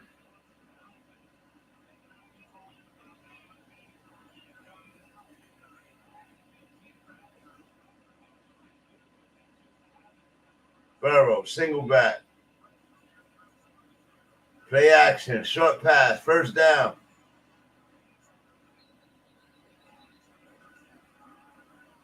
Gets the first down. What's his name? Oh, Junior. Freshman out of Iowa. Almost dropped the ball, but he resets. His last name is All, A-L-L. All Jr., Eric All Jr., rookie out of Iowa.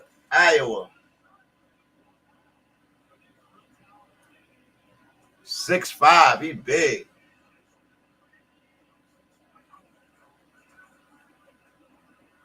Cup of Joe show, down the middle. T. Higgins with the reception on the 9-yard line, bro. 1st and goal coming. Cup of Joe show, hitting you with the cappuccino. Let's go.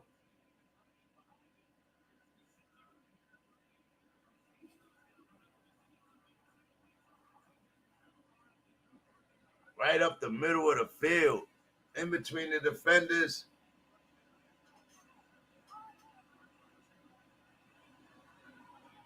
Here we go. In the shotgun, Cup of Joe show. Pump fake, in trouble, gets out. Up, big sack. Big sack for Cup of Joe show. Fowler with the big sack. Trent Brown down on the ground, look like his arm is in his back. I don't know what that's about.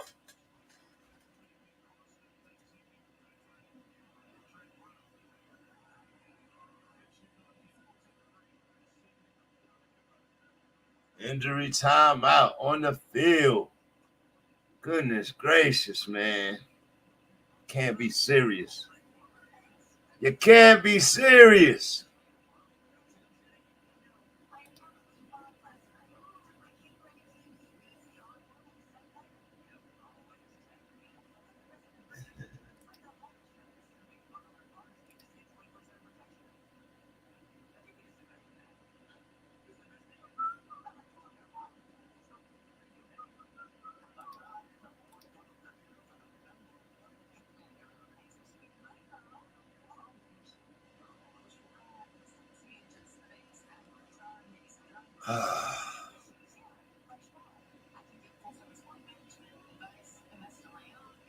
This looks like it's going to be the way better game right here.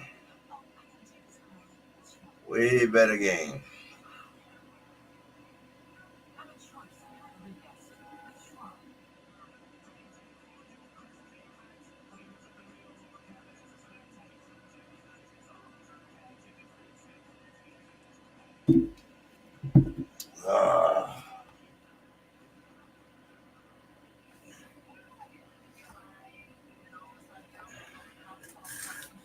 I tell you, I'm impressed with some coaches in the league through 3 weeks. And one of those coaches is Matt LaFleur. What he's done with Malik Willis and his squad since Love went down has been nothing short of remarkable.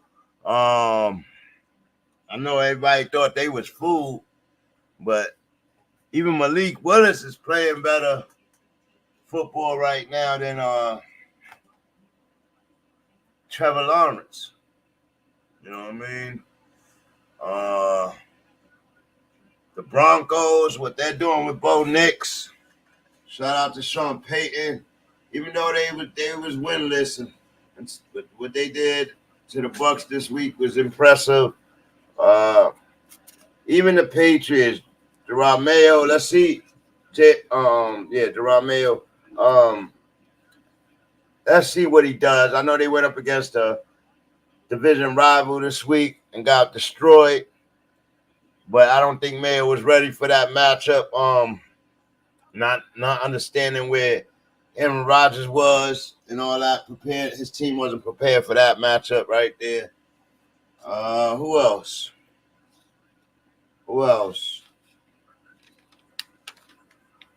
Seahawks got a new coach. What he's doing with Geno Smith looks like they geared their whole offense to Geno Smith's strengths. And Geno's shining. You know what I mean?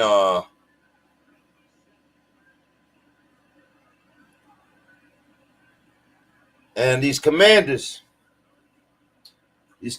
so far so good with Jayden Daniels. They did get an L, but they're being patient and they're gearing the game around Jayden Daniels' strengths. You know what I mean? And helping them with the all-around team play. Joe Burrow, incomplete pass. 4th and goal. They got to kick a field goal. So the Commanders bend but don't break. And Bengals dominant offense stalls in the red zone. They got to be better.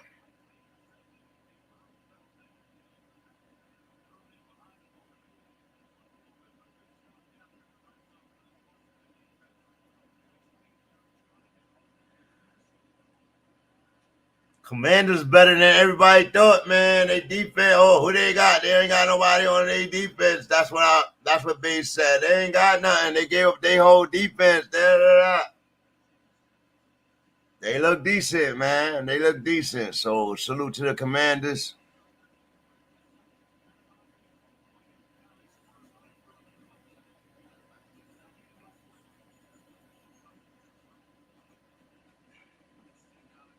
They winning 14-10. That's what's up. And Jayden Daniels gets to show something before the half. See if he can go up again, get another score, which I'm hoping he could do. Shut all that noise up in mainstream media. The noise ain't going to stop, though. If he win, they're going to be hoopla him, right? If he lose, they're going to be like, he has to be better. He has to. You know what I mean? Throw the ball. He needs to make better reads. He got to play the position better. This is week 3, though. So all that, I ain't ready for the season, that stops right now.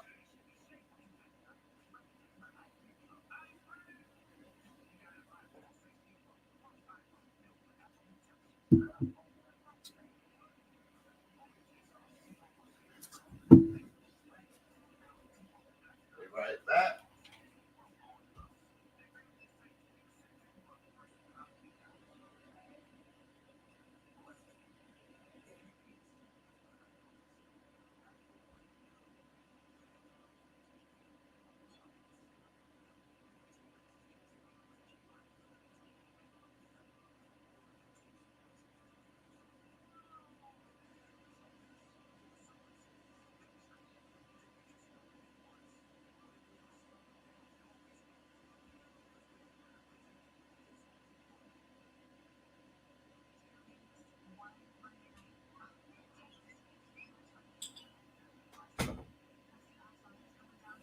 on Live and Direct right here on BangnACES Live and Direct Sport Commentary Season 3, Episode 13, Week 3, Monday Night Football, first doubleheader of the season. Jaguars getting smoked, packed up, smoked like a raw pack of Newports, cigars, fire in the building by the Buffalo Bills. Josh Allen playing no games, coming out with the Bigfoot stomping on their necks early. And the Commanders with a 14-10 over the Bengals. Cup of Joe show. Playing very good football today. Very efficient football today. Just not scaring the young rookie out of anything. And the Commanders get the ball back. Let's see what they can do.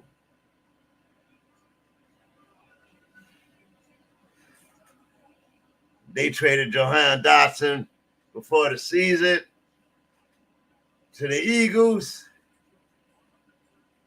which is looking like a smart trade for them because Jayden Daniels is gonna struggle to get him the ball. And he ain't did nothing crazy for the Eagles, and he's at his opportunities. Like,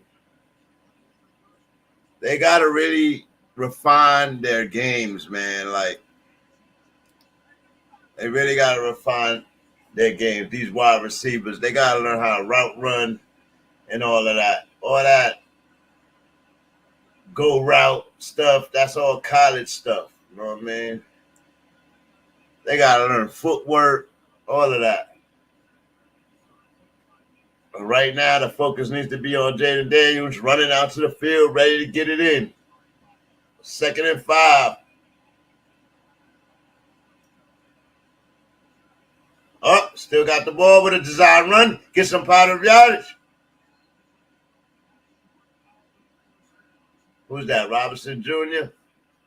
with a direct snap to Robinson Jr. 3rd and 1 coming. 4:38 and a half remaining. Let's go.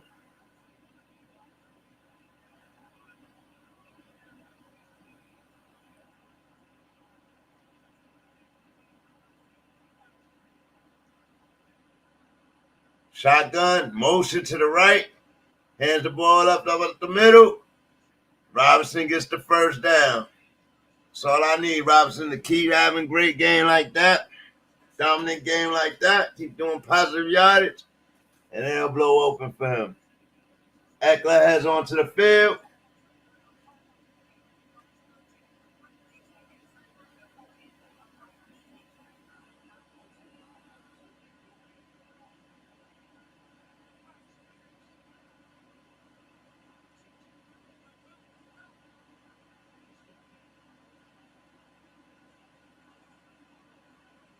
Play action. Jayden Daniels. Decides to run. Might have waited too long. And instead of sliding, he's brought down. Shorter first down. Gets about a 6-yard run there. He waits a long time, man. He got to throw the ball.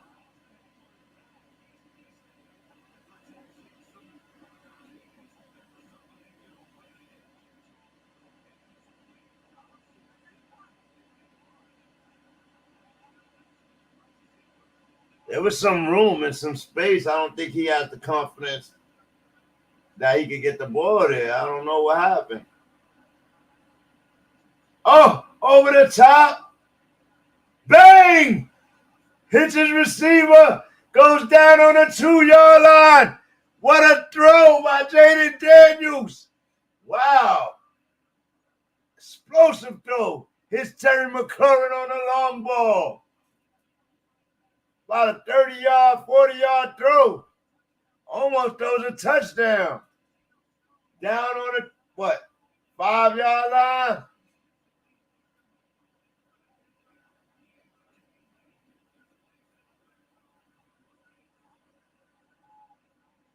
Jayden Daniels lays it out there now in the red zone, trying to step on Cup of Joe show. Daniels keeps the ball, runs on option, gets the touchdown. Tell you this dude remind me of fucking Cam Newton, bro. He's a way skinnier package, but he's just as tall, just as sneaky with the ball, with the fake handoffs, all of that.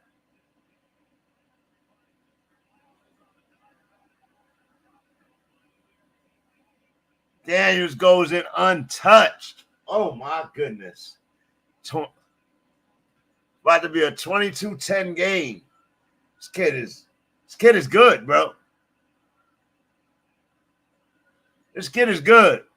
He's gonna shock a lot of people, bro. I don't think people thought he was this good.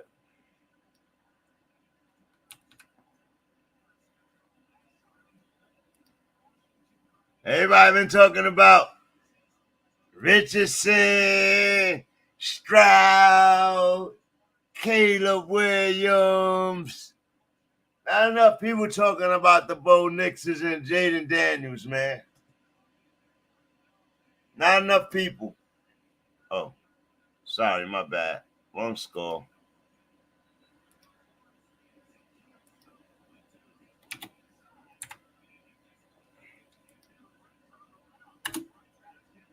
He's a big quarterback doing the things that Jay Fields could do. He's the big quarterback doing all kind of, Washington, they had the running quarterback way back.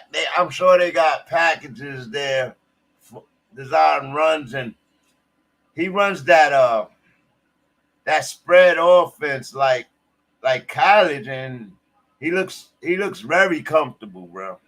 Very comfortable. All right, Cup of Joe, you got 2 minutes. You letting the rookie demolish your team, bro. I don't know what's going on with the Bengals defense, but that's where the floor is. The floor is in their defense. Everybody's been blaming Cup of Joe show, but the floor is in their defense. They giving up way too many points week after week. Like, with no resistance, though. Like, it ain't no resistance. The best I seen them play was last week against Patty Mahomes.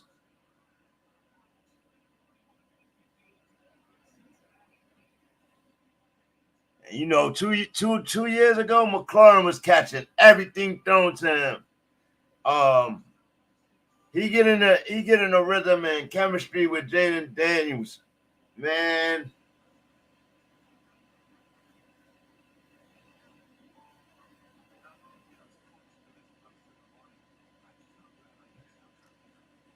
Yes, Sir Charles. Who was Jayden Daniels' wide receiver last year?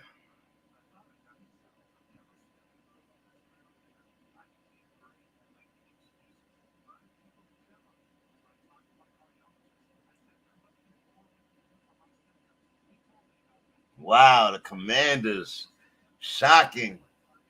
They could get a dub today. I think, do they take over? Would they take over the NFC East? Nah, the Eagles would be there, right? Or they probably be tied with the Eagles or something. Let me check on that.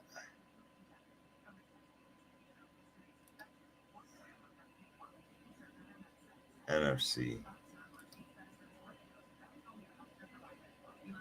Yeah, they would tie up with the Eagles, and that's a surprise. Out of the first 3 weeks, for the Commanders to be on top of the division with the Eagles, that would be crazy. Cowboys down at the bottom, tied with the Giants. Nobody expected that. Through the first 3, I would say the first 5 weeks for them to even be close. You know what I mean? But they there in 3 weeks. So by 5 weeks, they could be at the top of the division. Because the Eagles, they got Saquon, and their offense looks like it's still meshing, and but they're giving up a lot of points on defense, and I would say they suspect. They suspect. Hurts with a fumble yesterday, an interception. They still pulled the game out, but they allowed a lot of points.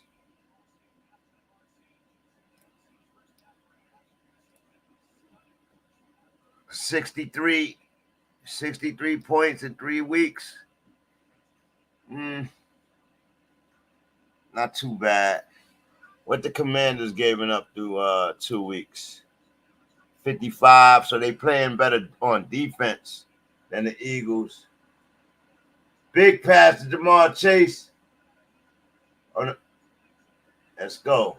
22 yards. They enter the 2-minute offense. And this is where Joe Burrow shines.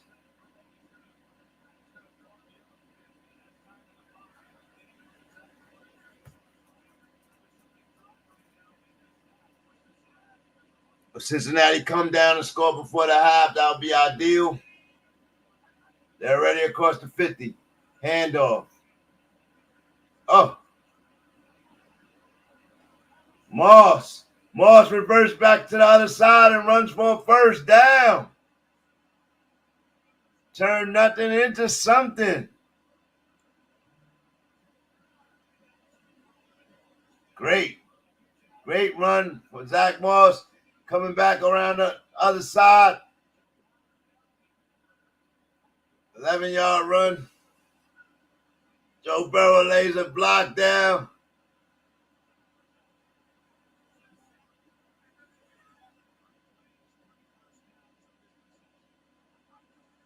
Joe Burrow, another handoff to Moss. Gets stopped after a 1-yard gain.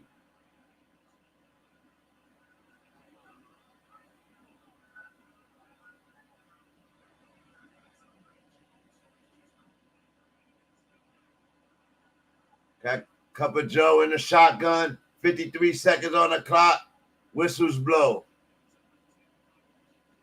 Timeout's taken by Washington. They seem Joe about to exploit them. 53 seconds left. Joe going for it. He like, wait, hold on. Young man throwing bombs like that. I got to get on the ball.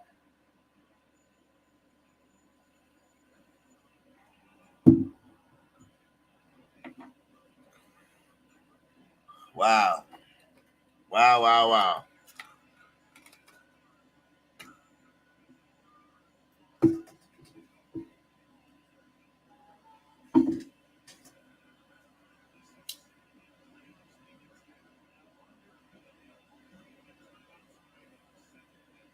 Bengals, Joe Burrow, 13 for 16, 149 yards and a touch. Entering the red zone. Let's see if Joe can get it done. They came up short last time. Pass on the out. Looks like they got another first down. All Jr. with the second effort.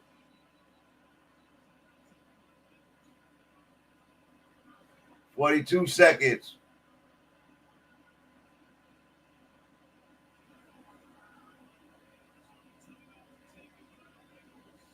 Timeout by the Bengals. Wow, first half over here been pretty interesting, man. Look like a football game. I don't know what's going on in Buffalo.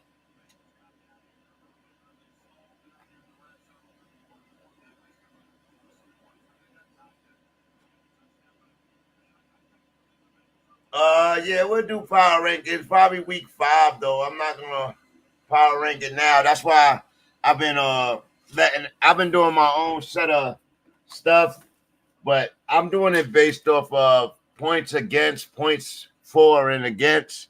I haven't included the sack ratio. I haven't included against the run versus the pass. It's a little different, you know what I mean? But you can see it. Zach Moss with another positive run, 4 or 5 yards.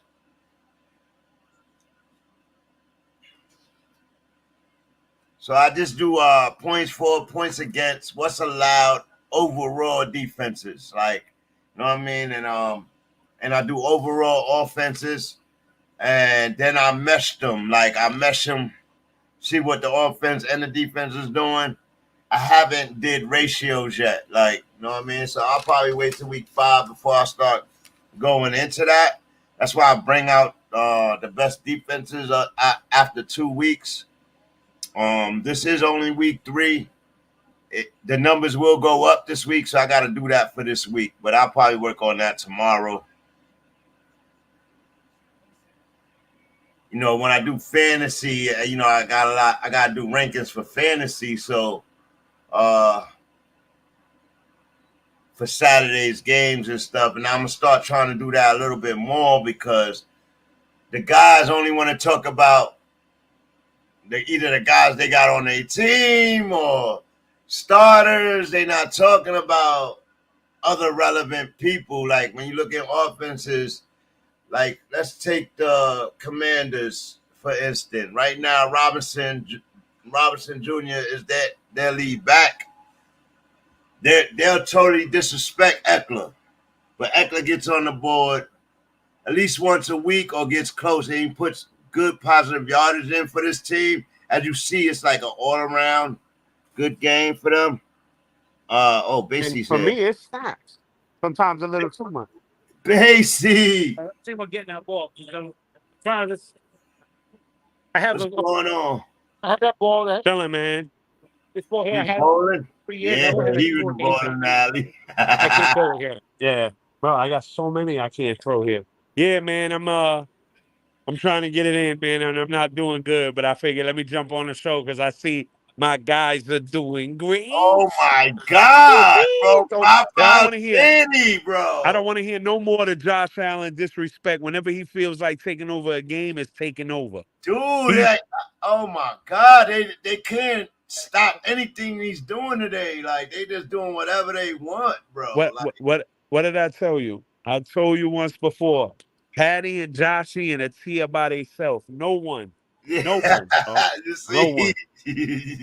You see, Charles, I knew it. I knew it. I love it. I can't even say nothing tonight because I don't want to hear no more than Joshy disrespect, no more than Patty disrespect. No dominant more. offense. He looks remarkable. He's doing whatever he wants. I don't know what's going on in Jacksonville. How many interceptions tonight?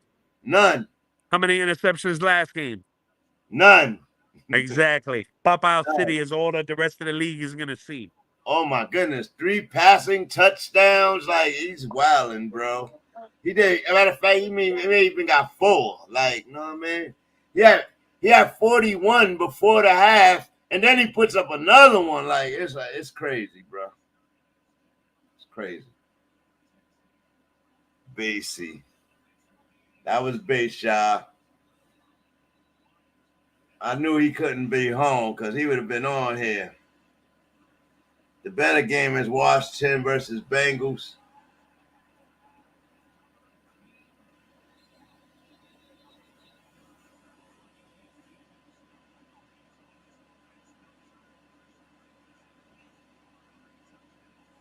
Jayden Daniels look good. But, you know, like, you see, in the second half, Eckler will get the ball a little more, and he always produces. That's to go back to what I was talking about. They just take high volume target people, and I like to talk about everybody. Like, you can see most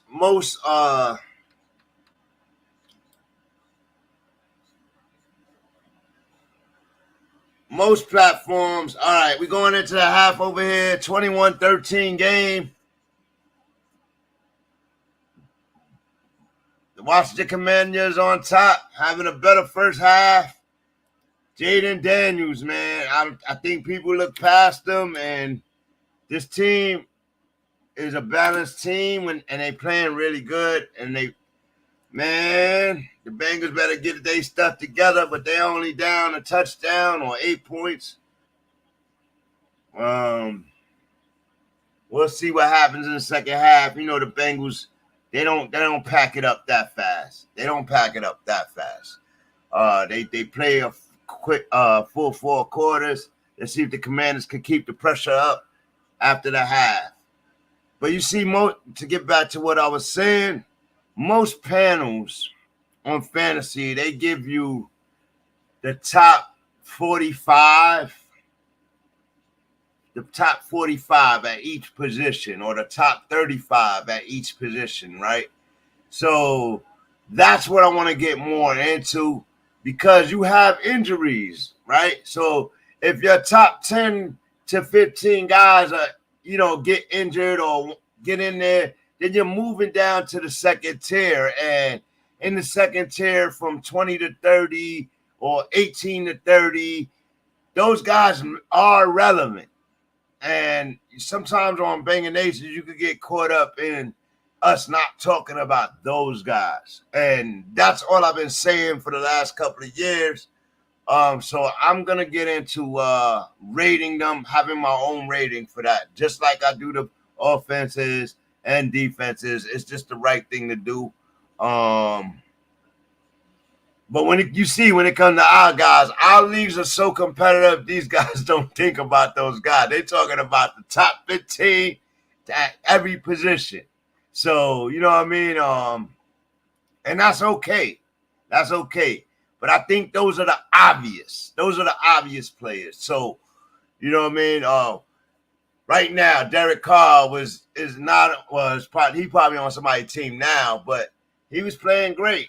And he was ranked high, but we all knew he was going to balance out. You know what I mean? So, and Baker Mayfield, we all knew he was going to balance out. He's like a top 15 player, right? But right now they was playing top 6 or top 7, right? So they was playing different until this week. You know what I mean? We'll see if they can bounce back. 49ers, it's like everybody, the 49ers, they're going to take the division. And it's like, because they've been living in that spot for 3 years. Who thought the Seahawks were going to start 3-0 and be at the top of the division this year? Nobody. Everybody thought the 49ers was going to be up at the top of the division this year. And everybody expects the 49ers to be at the top of the division by the end of the year. And that may be so. But right now, they're 1-2. And they have a decimated team with weeks to come, with more challenging games. And if you think there ain't going to be more injuries, you're fooling yourself. You know what I mean? And that's what I know about football. I didn't expect these injuries to come so early, though, like to key players. And, maybe that's my mistake. But you kind of got to plan for that in fantasy, right? So that's where I'm at with it. Like, you know what I mean?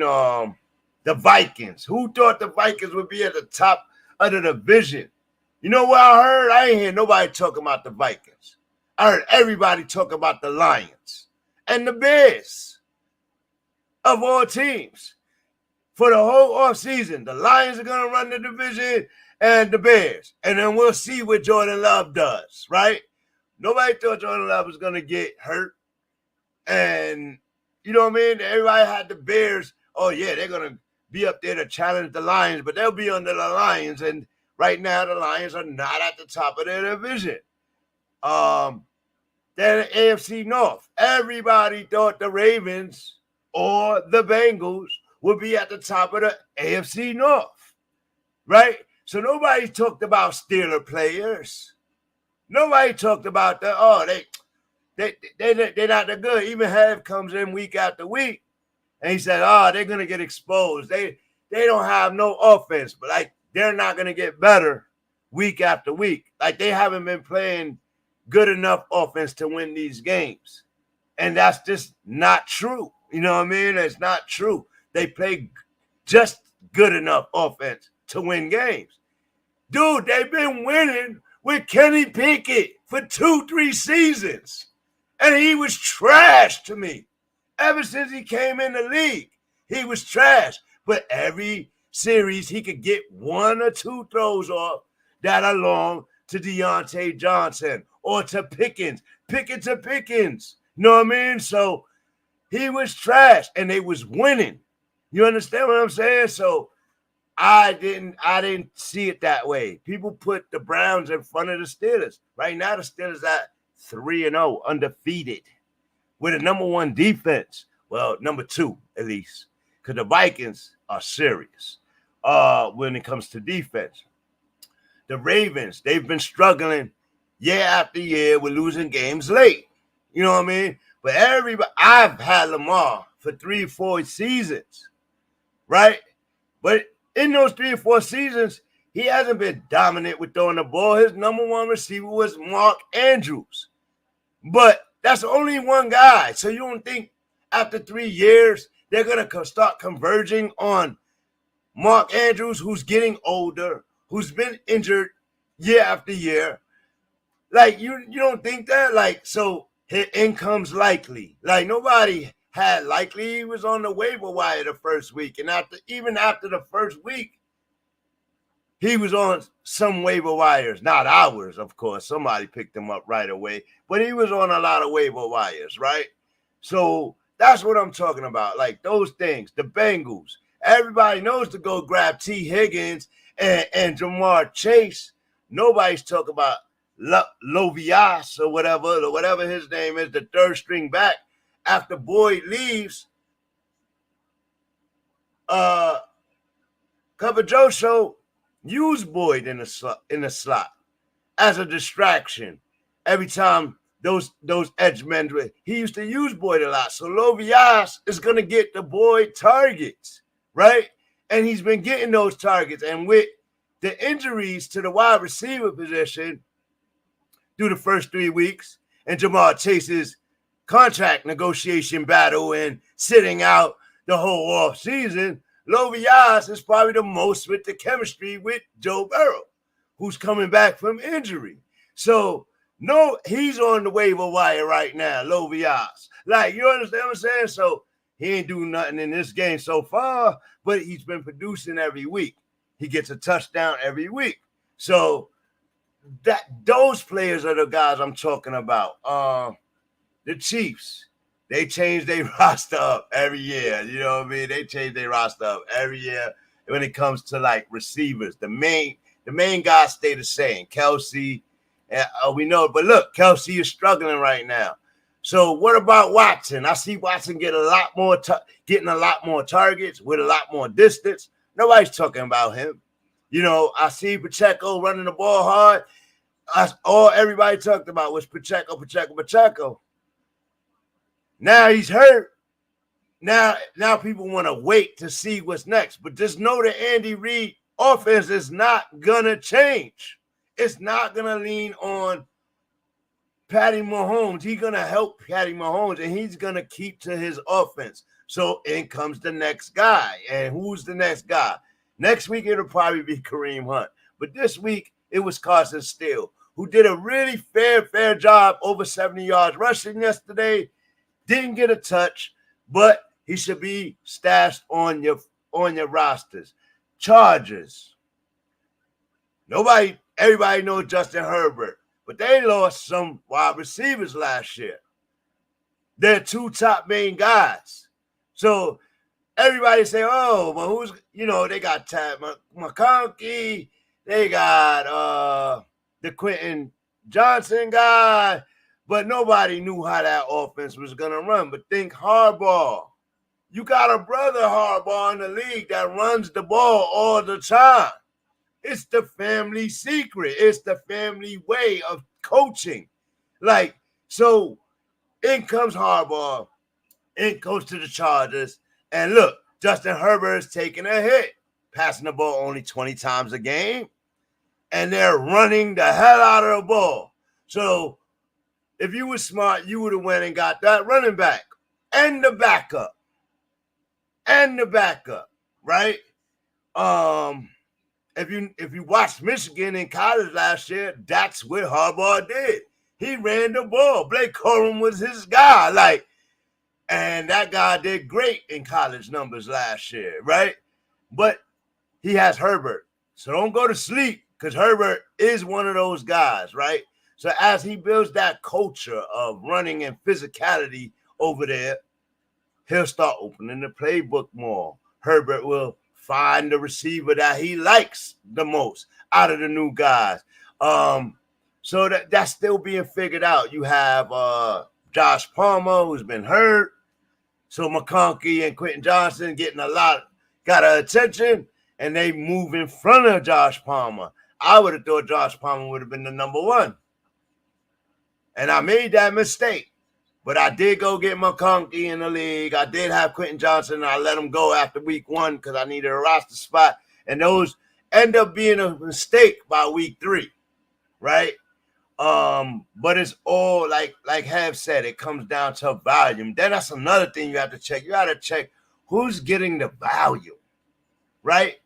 And when those players get high volume, they're going to get injuries. They're going to get, you know what I mean? With that high volume, they're going to be out there to get hurt, right? So you have to pay attention to that, and you got to look who's the next guy up. And that's where you got to talk about those guys. That's when it comes down to the ranking system. The Broncos, their running game has been trashed all year.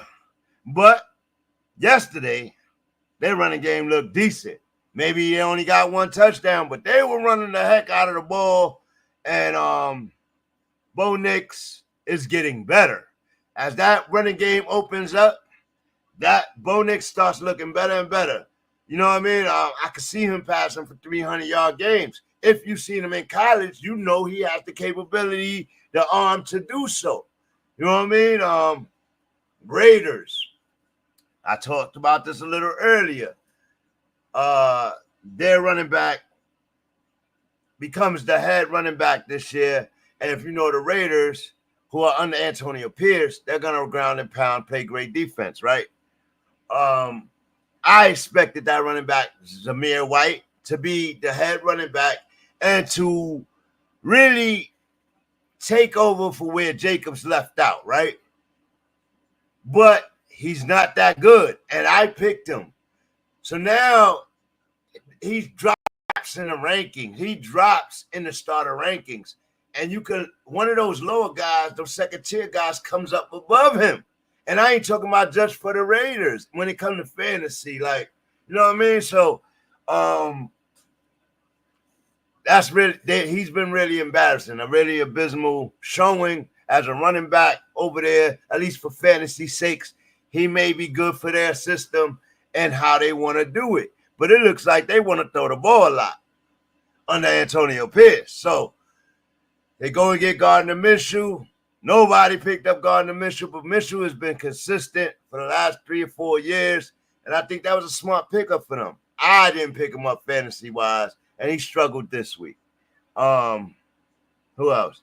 The Jets. The Jets haven't had a quarterback. When they had quarterbacks, they didn't have wide receivers.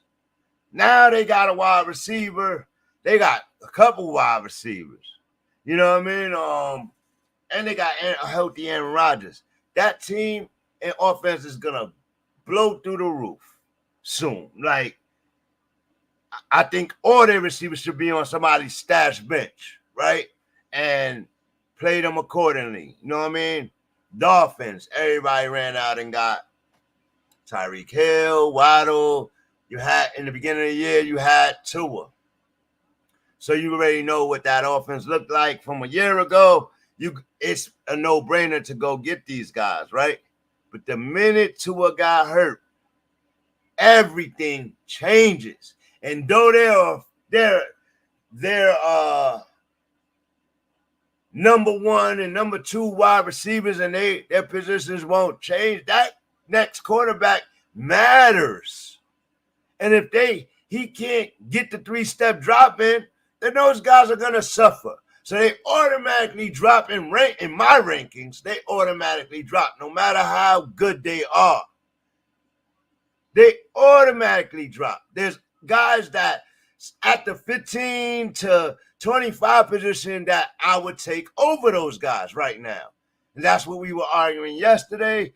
And it just comes down to how you do your fantasy strategy. But this, by common sense and rankings, those guys are going to drop down in some numbers. And it was proven yesterday.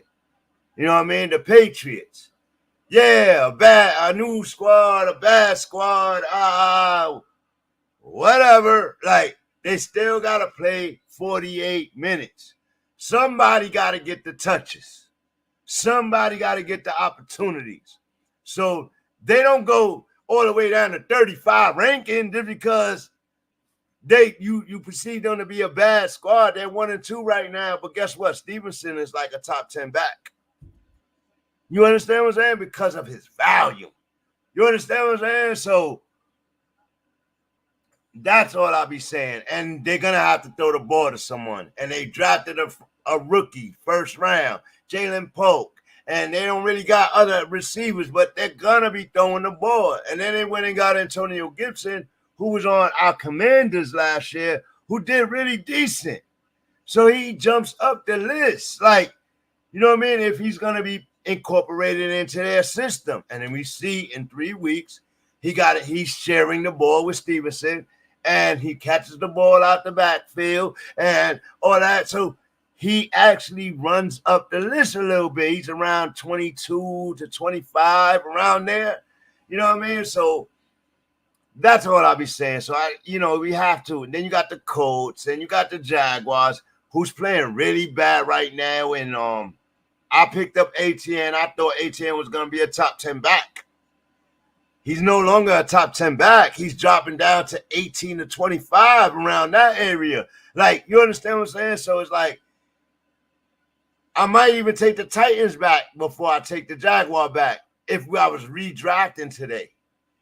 Tony Pollard and stuff like that. So that's all I'm saying. So that's how we get to the rankings. As we get back from the half and this game has started, the Commanders have the ball and got a flag right here.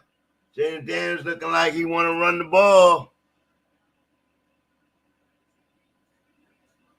And they're already threatening to score again. They're already threatening to score again. Freshly back. Freshly back into the half. And they're in the red zone already. What the heck is going on? What did I miss, Sir Charles? Handoff. Little 3-yard gain. I'll take it. I'll take that. Who is that? Eckler?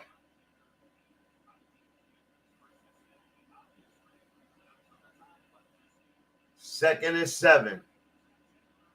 Coming.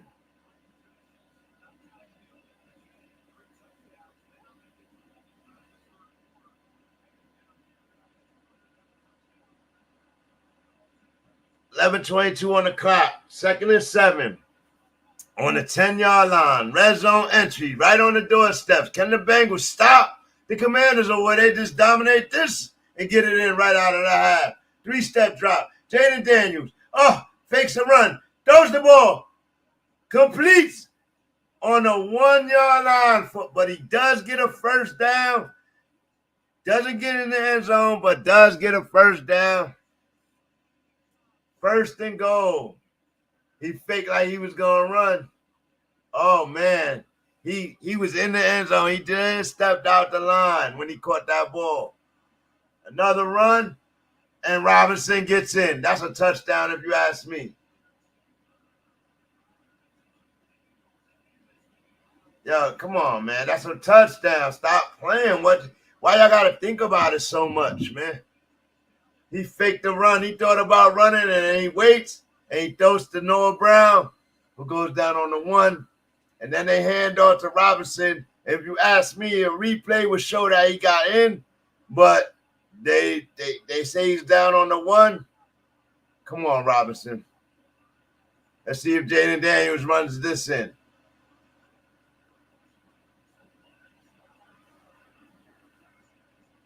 Oh, over the top. Easy to the lineman. I guess he checked in as a legal receiver. Trent Scott with the touchdown.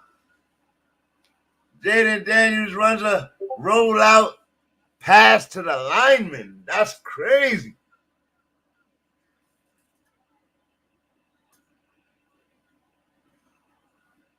Trent Scott catches an easy pass, and the Washington Commanders go up another touchdown. Wow.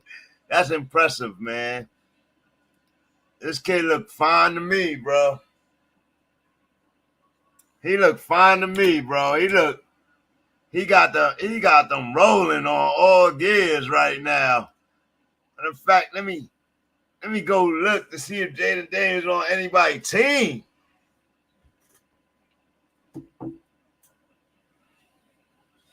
I'm impressed. Yeah, I was gonna go get Jay Fields, but let me see if he on anybody's team, bro.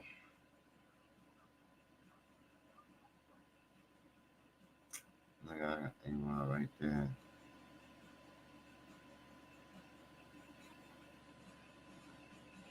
Yeah, he on somebody's team. Somebody got him already. That's fine. They don't got Sam Darnold, the top 7 quarterback in the league right now. I'm scared. I'm scared to go get Darnold, man.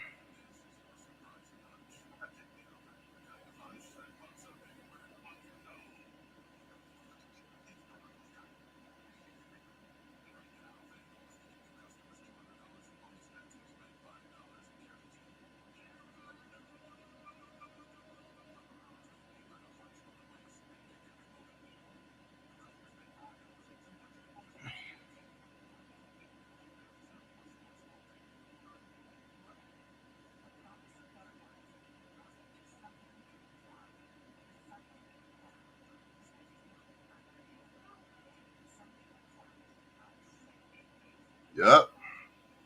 Not even playing with y'all, man. Not even playing with y'all. No, I was playing church. I ain't playing, man. I already put the waivers in, nigga. Get Trevor Lawrence off my team right now. Right now.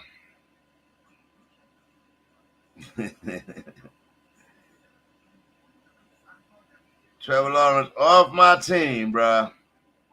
I can't afford this right now. I can't afford the maybes, man. I hope J Love come back next week. But let's get him off my team. Let's get the waivers in right now. Got a little 26 points right now. What's the score over there?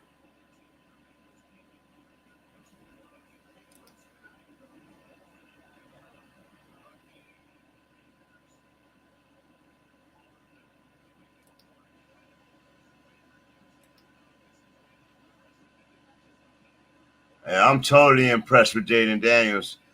Watching this game and last week's game as well. I only seen highlights, but to watch this game, that's why I like watching games. I don't really like highlights are cool. You see a clip, but I like watching the games. You know what I mean?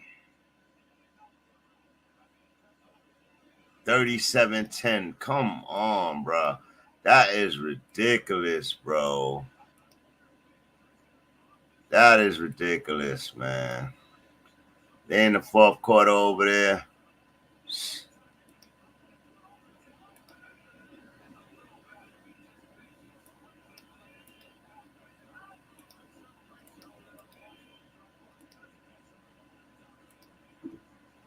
Get him off the team right now, man. Sorry, Trevor. I was trying to rock with the Floridians, but you've been playing horrible, bro. That's just the bottom line truth. Your team looks like trash, bro, and your players not helping it. So, you know what I mean?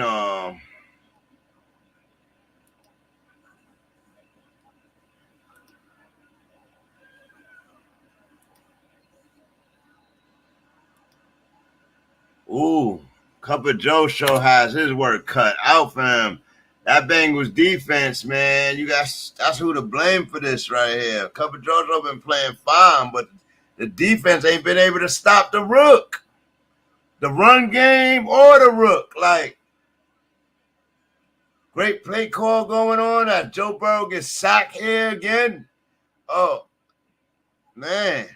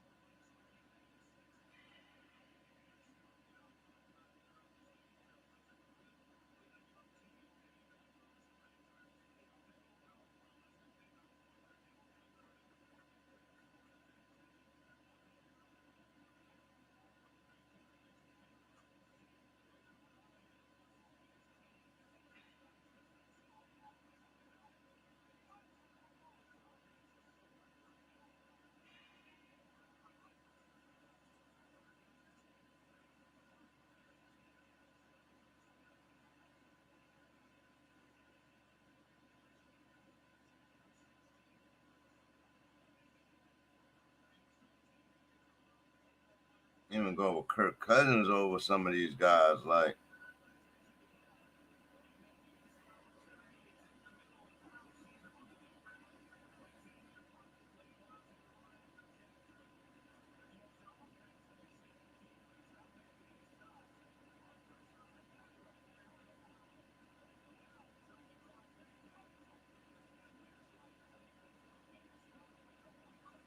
I know I'm being emotional right now with Trevor Lawrence, but just watching the whole game is just, I'm not convinced that they gonna get that much better. You know what I mean? I'm really not convinced. I'm like, if I would have saw some positive things out of today from him, but I'm seeing overthrown passes. I'm seeing lack of confidence. I'm seeing a lot of different things with Trevor, like, and it's just not good. It's not good. Not good. They're gonna be talking about him tomorrow, and they talking about him with him being on my team. They talking about me, and I don't like that. No, thank you.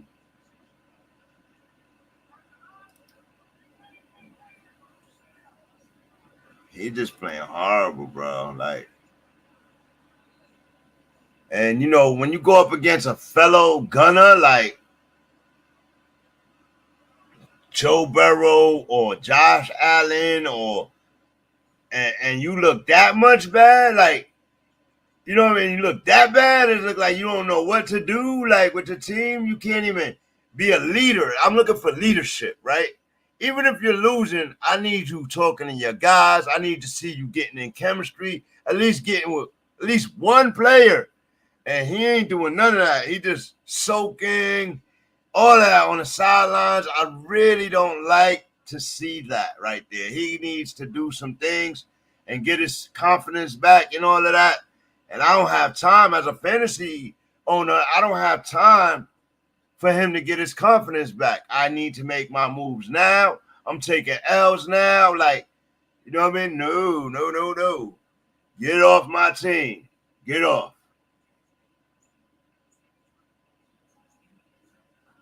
He's not even a valuable player to trade. Nobody else gonna want him. You know what? If they want him, they could go get him off the wire. Because in order to get him, you gotta let somebody go, and I might want somebody on your team. So, go ahead, by all means.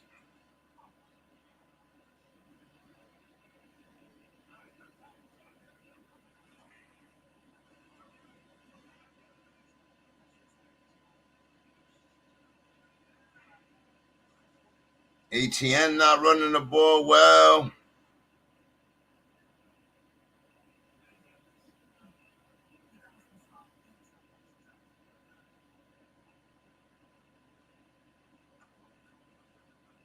It's bad enough. I'm going to try to take Waddle this week, see who won him.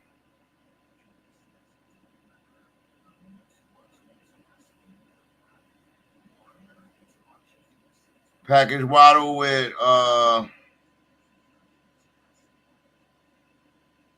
I'll package Waddle with somebody, you know what I mean, and try to get me a tier 2 wide receiver.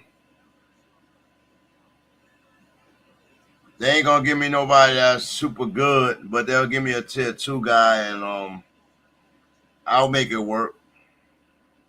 See who wants him though. Then you have to be in an active league. These guys in these leagues, they be holding on to their players. You can offer them. They want you to make them an unfair trade. They want you to give them a tier 1 for a tier 3, and then they'll think about trading you. Like, that's not even a definite go. You know what I mean? I could try to package CMC right now, and everybody will say they want him, but the return that they will offer for him would be downright disrespectful. A third-tier running back, a third-tier receiver, downright disrespectful. I might as well just wait. And if you're expecting me to cut him, I'm not going to do that. You know what I mean? Like, I'm not going to do that. I'll leave him on my bench for the whole damn season. Like,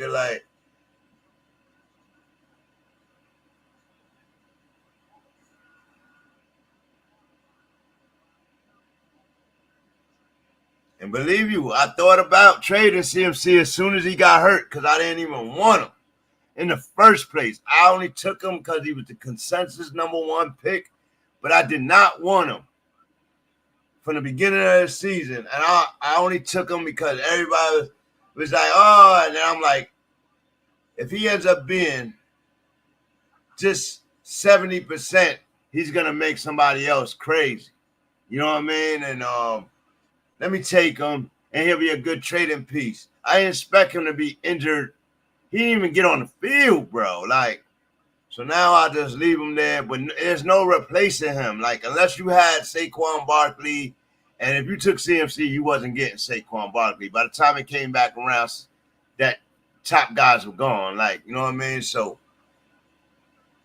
but I should have went with my gut.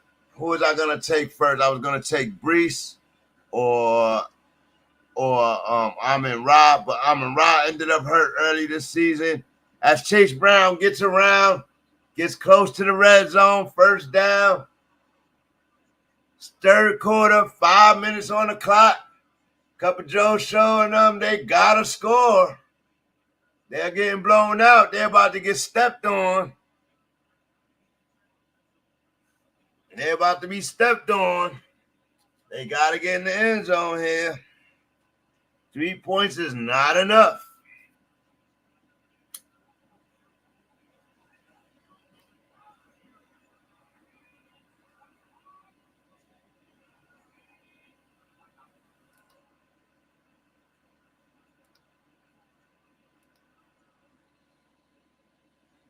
Now they're trying to run the ball, and they can't run the ball. They got to pass it in. Look for Jamal T. Higgins, man. Like, you need to get T. Higgins going. They need to get T. Higgins a touchdown. He's been out for 3 weeks, straight weeks. Go get him a touchdown, bro. Like,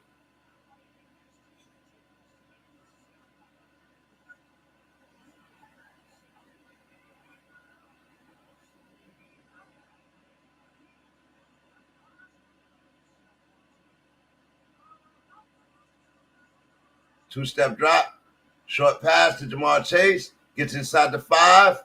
He's trying to go. They triple team tackle him. Like, nah, Jamal.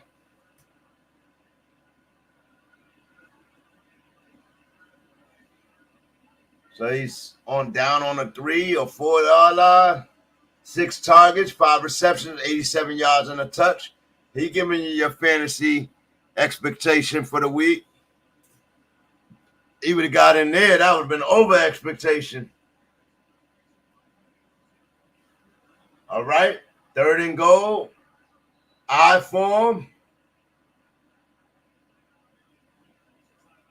Timeout by Dan Quinn and the Washington Commanders.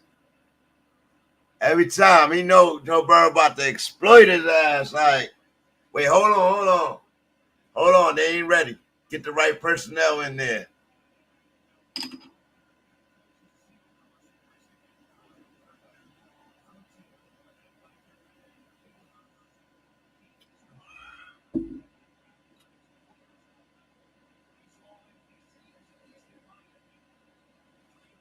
It's about time they change their coaching staff over there in the Washington Commanders, and they look good, man. They look good. Dan Quinn looks to be very communicative with his young guys, and they playing for him, man. First season as Commanders head coach. Got a 1-1 record out the gate. Let's go.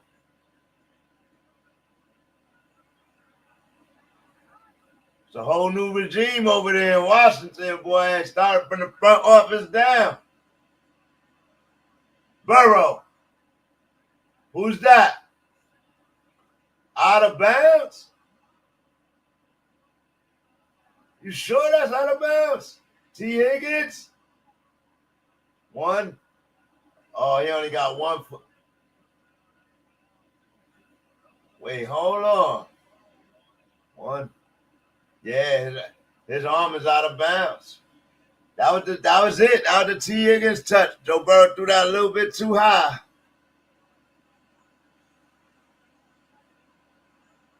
4th and goal. They going for it. That's right. You got to.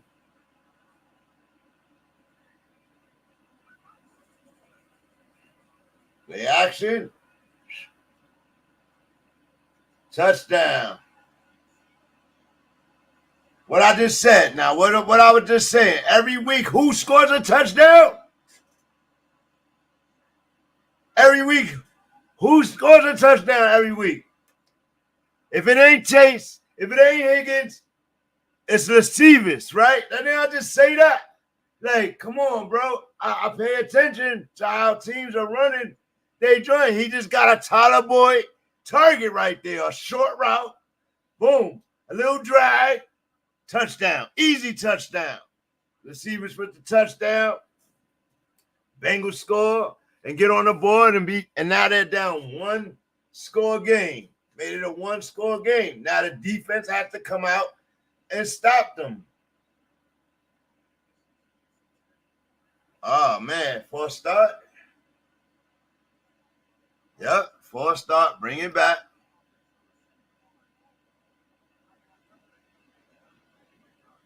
Yo, didn't I just call out there like when I was talking about the fantasy rankings and all that? Now everybody gonna run out and get him and throw him on the bench because he's producing every week, right? So, but nobody's gonna look at that and oh no, it's chasing Higgins, it's chasing Higgins, it's chasing Higgins.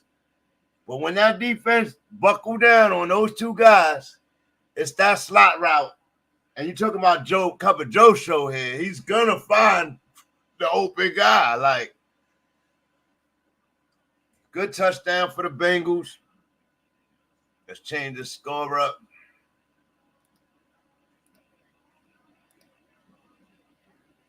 (28-20) game. We might have a down to the wire game if they could get a stop here. Because Cup of Joe been cutting them up all game. Like, he's been having a very efficient game. It's just Commanders haven't been stopped. They haven't been able to stop the Commanders. The Commanders are having just as good a game all around, though. They're running the ball well, catching the ball out of the backfield well, and Jayden Daniels just throwing the ball over the top. Like, whoa.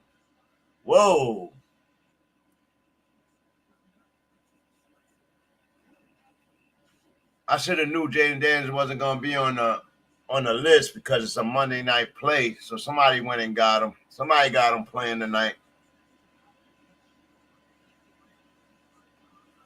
He helping somebody win. He got some points tonight. He got a rushing touchdown. He got passing touch. Man.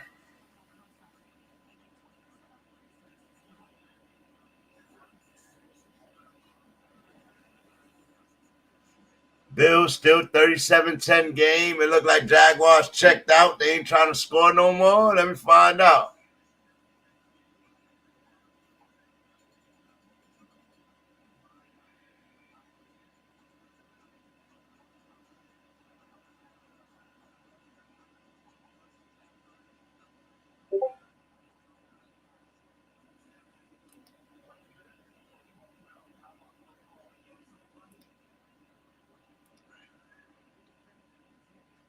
Now the receivers done jumped up the wide receiver rankings to like 21, 22.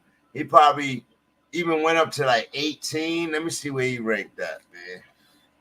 Let me tell y'all some real stuff, man. I'm doing that off my personal numbers. I ain't even telling you what the fantasy rank him as. Let's see where he at, man. Let's see where he at. Wide receivers.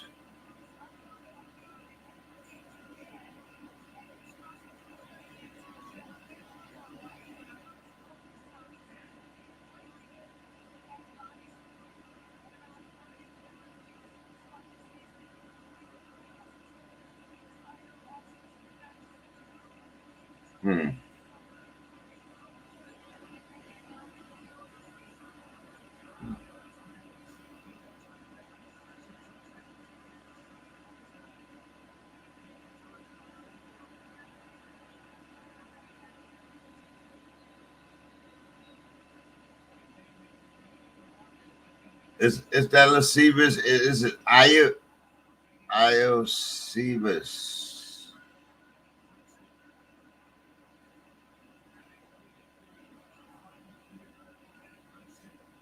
Yeah, he's ranked 42, bro.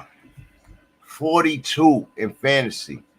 He's the 42 best receiver in fantasy. So to me, he jumps up the ranks. In my rankings, he would jump up to like the 30th or the 29th spot. But that's because of where I rank offenses and stuff like that.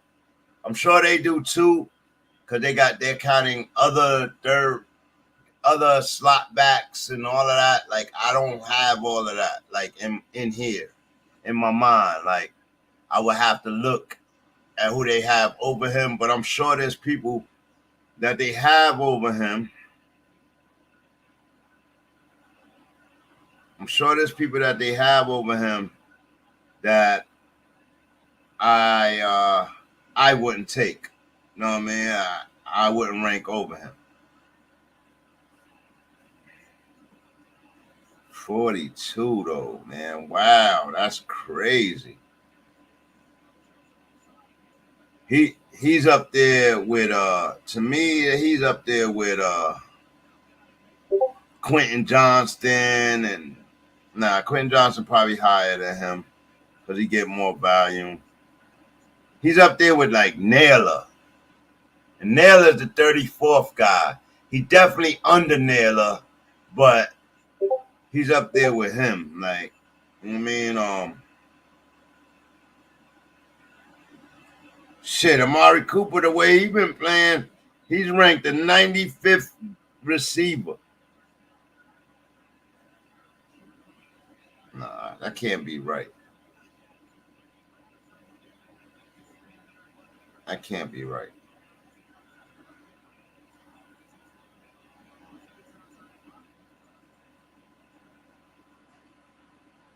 Cortland Sutton, the 76th receiver. They are out of their rabbit minds. He's a number one in the Denver offense. He's a number one in the Denver offense. He would never be a 76 ranked player. Like, never. Not in mine. He's definitely a top 30 in mine. Like, you know what I mean? So that's what I mean about the difference between me and theirs. Like they got Brandon Cooks rated higher than him. He's the 48th guy. He's the 48th receiver. And Sutton and Brandon Cooks is a number 2. I get it, he has Dak Prescott, but when I watch Dallas offense, they're not looking for Brandon Cooks that much. He might get 1 or 2 targets a game. Sutton gonna get 12, 10 targets a game. The volume alone brings him up. Like the volume alone, not the catches. You know what I mean? So that's what I mean about the difference on how I think. They got Mims, who's also a Denver receiver. They got him the 60th ranked guy, but they got him higher than Sutton. Like, no way. No freaking way. You know what I mean? No fucking way.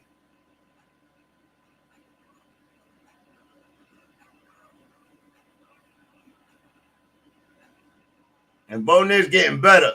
So as Bo Nix get better, watch all of a sudden this dude is a 18th guy and all of that. Like, man. So, you know, I take that with a grain of salt. I take fantasy rankings with a grain of salt.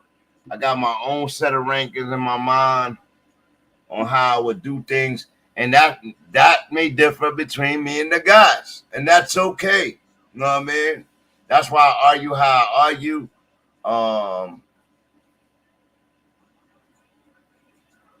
Can't believe Sutton's on there like that.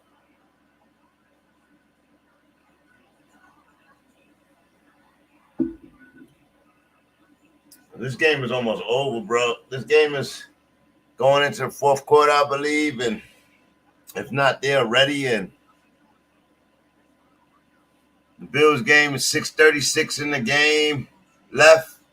Or at least, no, let me make sure before I say that. Yeah, 6:36 in the game left for the Bills. And they still got a 37-10 lead. That's not going nowhere. And this game is the end of the third quarter. We started the fourth. And we down a one-score game. I'm pulling for the Commanders to win this game because they've been dominant all game, right? But you're talking about Cover Joe show here, bro.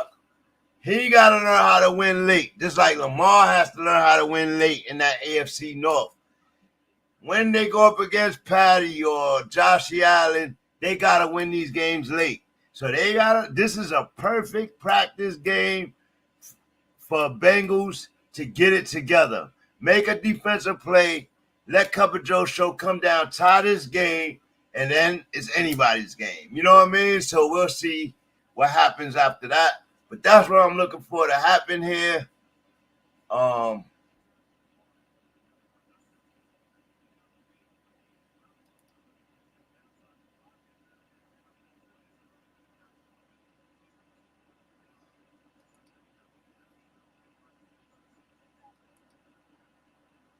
Fourth quarter beginning, 15 minutes, 2nd and 9 for the Commanders. Just past the 50-yard line, and there goes Jayden Daniels running the ball, protecting the ball, getting taken down. Short of a first down, about a 7-yard run again. It's impressive, man. Positive yardage every time. Austin Eckler out with a concussion, 5 touches, 1 touchdown. Trent Brown out with a knee injury. Austin Eckler out with a concussion. Here goes Jayden Daniels in the shotgun, empty backfield, 4-step drop, quick pass. Doesn't get the first down, short by a yard. Good stop for the Bengals. If I was Washington, I'd go for it here. Because they think that they got it. That's Luke McCaffrey right there.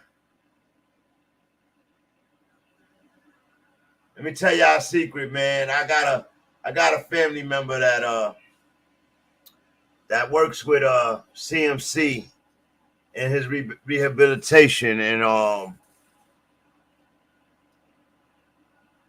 he said to me that he asked his brother, "Who's faster, you or Luke?" And CMC told him, quiet as kept, Luke way faster than me. You know what I mean? But he a wide receiver, and CMC a running back. So that's a little inkling I have right there. You know what I mean? And as Jayden Daniels start to look better and better, I'm gonna be looking to stash Luke McCaffrey toward the end of the year, if somebody else don't get him first. But they will have to get him right now. And he ain't producing. So if you have him right now, they got him stashed.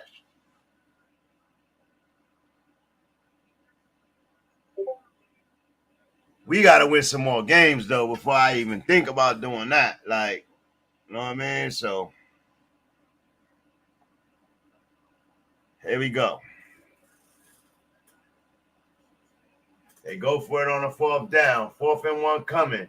They come out in a spread. Daniels keeps the ball, and he gets the first down out of a shotgun. So it's 4th. Everybody goes into the tush push in a 4th and 1, right? Usually, and they usually go into the tush push. This dude goes into the shotgun, gives up 3 yards on the shotgun. By going into the shotgun, you give up 3 or 4 yards. It's not so it becomes 4th and 4 as opposed to 4th and 1, right? And he still gets the first down, bro. That was an interesting play call by the coach, Dan Quinn. But again, playing to your players' strengths, man. Playing to your players' strength.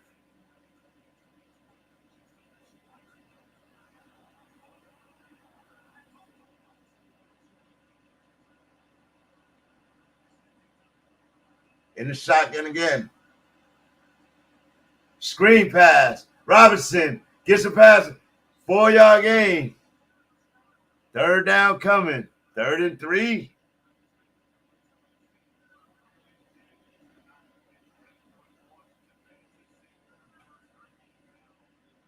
Jayden Daniels, 14 of 15, 182 yards and a touch.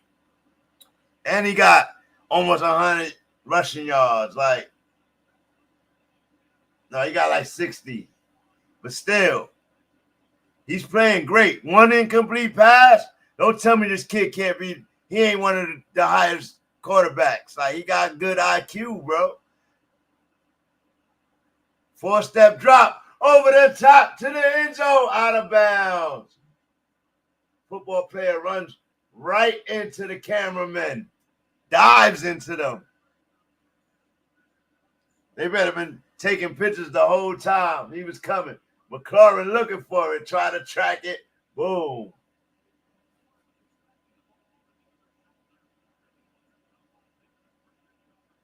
Jayden Daniels, that's an incomplete pass. Great coverage. And they're going to go for the field goal. Let's go. Cup of Joe. Let's go. It's a good kick. That's a good kick. 31-20. Cup of Joe show got to get out here, score. I don't care what kind of score. And they got to make a stop. They have not been able to stop Jayden Daniels today, bro. That is wild to me. Oh, Basie. My bad, Basie. Yeah. Yo. You made it home? Nah, I'm in the ER. Okay. What happened? My little man, when they was at basketball, and him and his boy jumped out of the car, and he went to get his bag, and his boy closed the trunk on his head. Ouch. Split him open. Ouch. Stitches coming, huh? Just one staple. Oh, man. Yep. Chose a trunk on his head. Oh, God. That's wild. That's wild. Is he okay? No. Dying. He said no. Oh, man. I'm sorry, man. Sorry, nephew. Just laughing like you think it's funny. Turn the team. You think you're funny. That's weird. That's weird. I would have beat my man up, bro.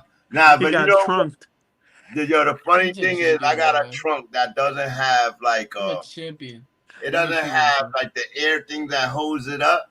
And if you don't hold it, bro, it will fall right on your head, bro.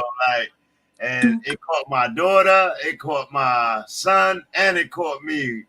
All 3 of us got caught by it, and it really hurts, bro. So if you get any force behind it, I think our joint be split. I'm not going to the car. Now I'm tired of getting hit by cars. I get hit by a car last September. So I headed with the trunk. You gotta slow down. Y'all gotta pay attention. I just told him, I was like, y'all be moving too quick. I wasn't moving quick. I said, nah. I was talking about him. He was moving too quick. He was moving fast. He wasn't paying attention to where your head or your hand was. So, did the Bills game finish? No. I don't think so. 2:25 left, 47-10, bro. 47-10. Come on, bro. I don't even want to say any more about that. That was embarrassing. The game of the night is this Commanders Bengals game. Jayden Daniels looks awesome, bro. Yeah, man. They haven't been able to stop him. That's the Bengals' problem. Cup of Joe playing fine. It's just they haven't been able to stop Jayden Daniels or the running game. They play such a balanced game. How's Robinson doing tonight? Decent. Eckler out with a concussion, so he'll get the ball the rest of the night too, to kill this clock and all of that. So. Just saying. Yeah, man. Take you to the car. Make you rich and reach the car. I did not expect you to say what you just said. You in the ER. Like, oh. Yeah. Oh yeah, bro. I had to leave the middle of bowling. That's when I was on with you and we were talking. That's who came in. My son came in. Dad, I got trunked and I'm bleeding. Ugh. I made that. I got hit with a trunk and I'm bleeding. I got hit with a Oh, truck. Man. Make your friend. he got trunked. That's what I was doing. He got trunked. Doctor, can you get this guy out of here? Stop. Please. Making fun of me. I don't like him. Steve gets it. Oh man. Make your friend. Not a big boy. I'm a big boy. Yeah. You're a little man. Yeah, the big guy, the tall guy. Oh goodness. You let that boy alone, man. He got trunked. Leave that boy alone. So, You remind me of my son. Are you winning anywhere? No, I got demolished this week. Everywhere. Ouch. Maybe you need to make a trade, bro. What you want for Waddle? I mean, what you giving up for Waddle? What league? Oh damn, that's a good question.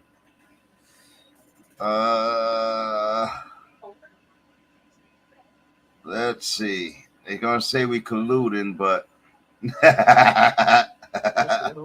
they're gonna say we colluded right now, and it's on record. We live. Yeah, we just talking. We just having trade conversation. There's no collusion. This is just trade conversation. This is allowed. We're negotiating. First and goal, I believe. First and goal. Ooh. My running back heaven. No, I don't think so. I don't think that's it's and it's in the fellas league. Okay, what do we got going on? I'm winning 187 to 114 without a kicker. Without a kicker. I believe you got Josh Allen in, right? I do have Josh Allen in. Yeah, he went crazy today. I know he boosted your points crazy high. He's only got 263 and 4 touchdowns and 44 yards on the ground. It's not like he had a big game or nothing. He did 263 and 4 touchdowns. That alone, right? I mean, it's just like his normal. B. What's Cookie doing? Cookie stopped running the ball. What's going on? 39 yards on the ground. Man.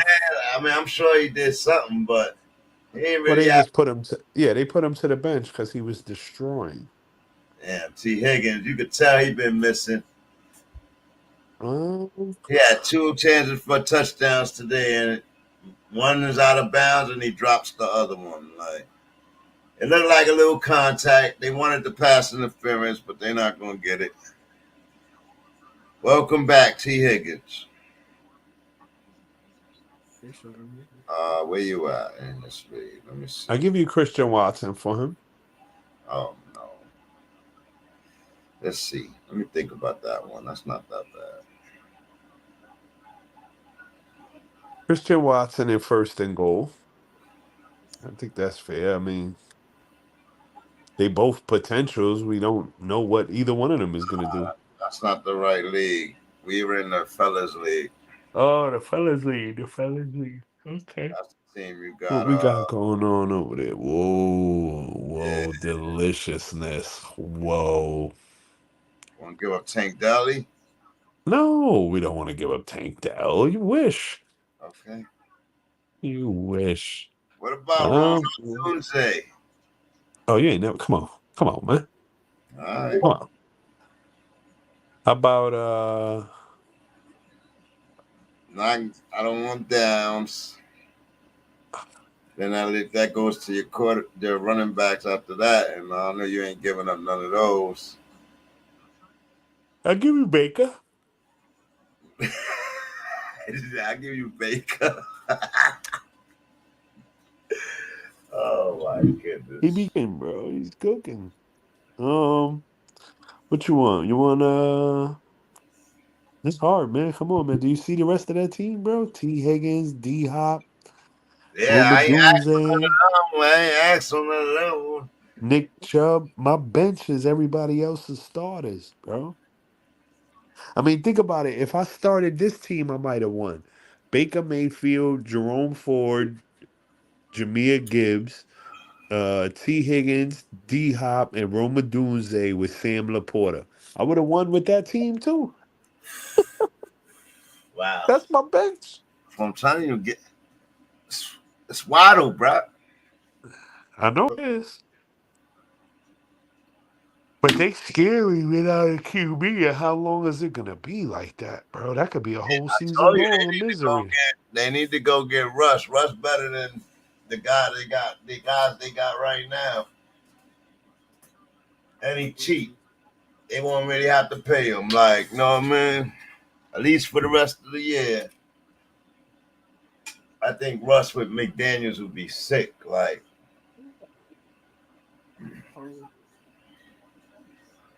we'll see what they do though. They gotta do something. Jayden Daniels in the shotgun. 31-26 game. First start called on this play. Let me change this score.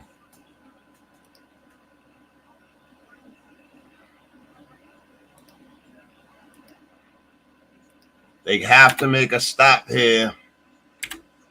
They have to stop these Commanders at least one time.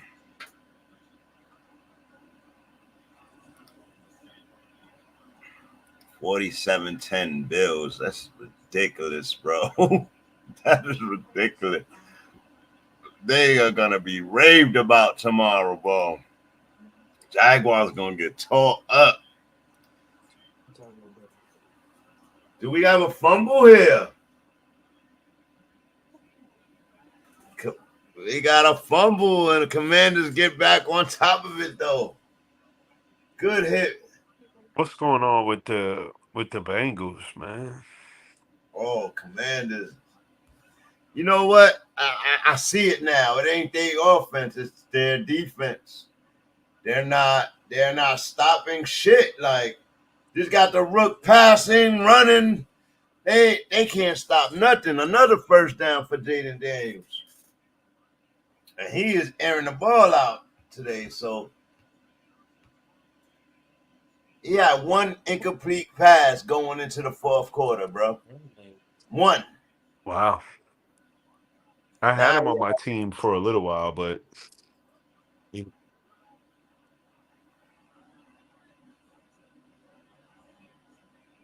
Single back right here. Give it to Robinson.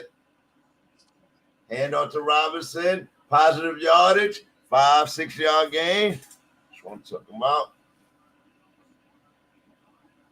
I need him to go over 100. Just run the clock out from here on out. Oh, they got Cliff Kingsbury as their offensive coordinator. Doing an excellent job with him. And Dan Quinn as the coach. Doing an excellent job. Commander's better than everybody thought. Oh, control run.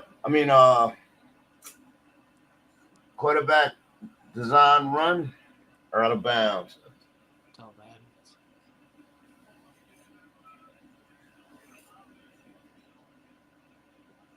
yeah. 7:39 on the clock and it's ticking. 3rd and 2. 31-20. I got to drop off, man. Okay. Salute to Basie coming in. 31-26. 7:21 on the clock. Jayden Daniels in the shotgun. Jayden Daniels forced that drop. Oh my goodness. Scrambles out of the pocket and completes a pass for another first down. Wow. Under the blitz, he scrambles and he completing passes like that. That's crazy good, bro. Like, that's up there with the best of them, bro. You know what, Sir Charles? We haven't spoken in a minute, man. Do you think Jayden Daniels is playing better than Jalen Hurts right now?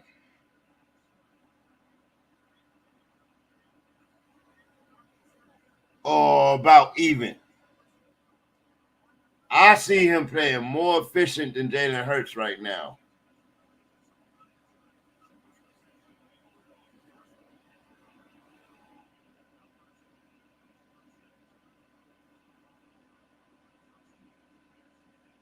No touchdown, no interception through the first 2 games, and tonight he has 1. But he has 3 rushing touchdowns on the season.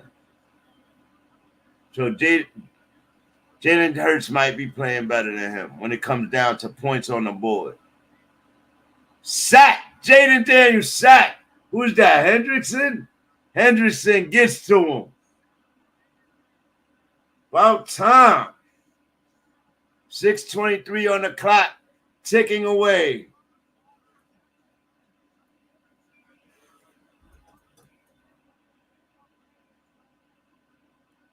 Yeah, he came through like a force right there, boy.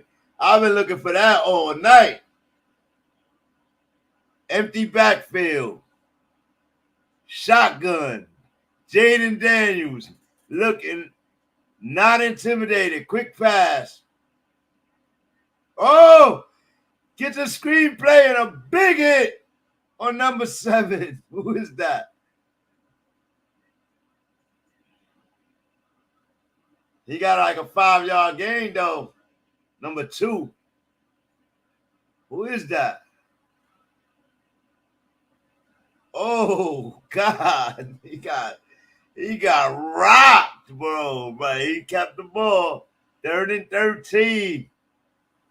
Bengals done stepped it up on the defensive side of the ball. Playing a little desperate now. 3rd and 13. Can the Bengals stop them? Screen pass again. Same play. Taken down again. No flag. They have to punt the ball.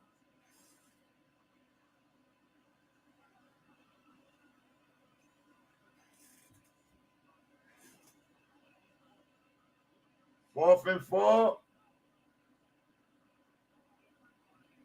It looks like Jayden Daniels wants to go for it. Let's see if they give it to him. Yeah, they go for it. 4th and 4. Bengals have to keep to it right now. They cannot allow this first down or this game might be over. Empty backfield. Goes down the middle. Gets the first down. Oh, my God. Good call for Jayden Daniels. They keep the drive alive. That's crazy. Zach Ertz with the catch. And now here he goes, entering the red zone. Ball on the 31-yard line. Good call by Jayden Daniels. He didn't want to leave the field. He like, come on, coach, let's go for it. They gave it to him. They trusted him. They let him get it. Handoff. 1-yard gain. Now they just got to protect the ball.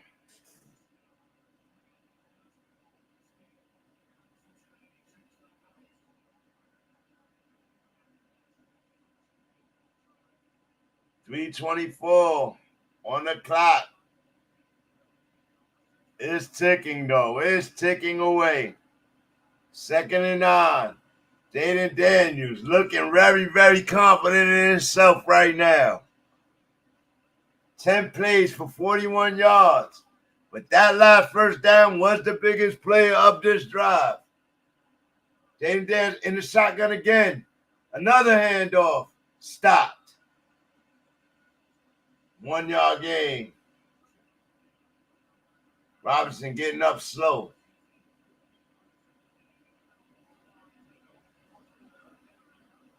Third and 7. Another third down here. 2:35 on the clock. Bengals with 2 timeouts.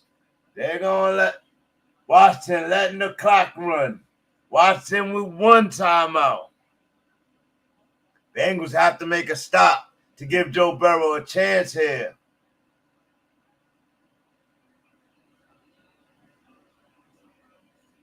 Timeout taken by the Washington Commanders. They burned their last timeout.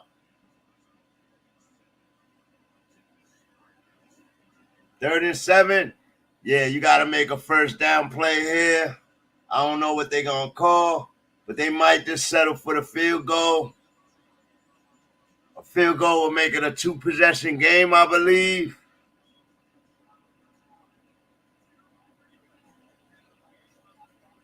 A 2-score game. And if they do that, it's over.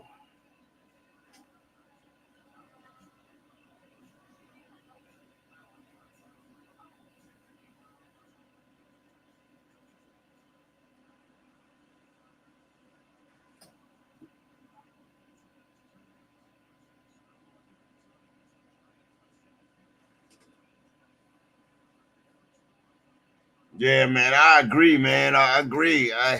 But I think he's been pressing since last year. He's like trying to keep up with 2 years ago stat numbers and dominance, and he just needs to play the game that you play right now. Like, it's up, McLaurin, touchdown, Jayden Daniels. He stays in the pocket, takes the hit, throws the ball, takes the hit, and a touchdown to Terry McLaurin over the shoulder. Wow, he's being dragged down. It would have been pass interference anyway, if you ask me. And it's over. That is a touchdown. 1. And a knee down, touchdown. Let's go. That's a big play call right there on a 3rd down. They went for the end zone. And Jayden Daniels hits his shot, takes the blitz hit, and oh my goodness, that was remarkable. I don't want to hear nothing about this kid. Like, that's the end of the game right there. That touchdown, bro. 38-26 game. Whoa. This game is over. There's nothing Joe Burrow could do now. Even if he go get a touchdown, there's nothing he could do now. It's not enough time, not enough timeouts. And that's how you go for the win. Big call by Dan Quinn and the offensive coordinator over there. What's his name? Cliff Kingsbury or whatever his name is. Like, salute to them on that play call. That was big. Oh my goodness. Crazy. 38-26 game. Oh my goodness. This definitely was the better game to watch today. I'm glad I watched it. I didn't think it was gonna be this high scoring though. I didn't think they was gonna cut 50-something points. They nearly 60 points in this game. Like, I would have took the under and I would have lost so much money. I would have took the under on 60 points, 50 points, and I would have lost. This kid showed me his arm. He showed me his IQ. His confidence is growing. McLaurin, I told you, McLaurin got hands. He know how to, man.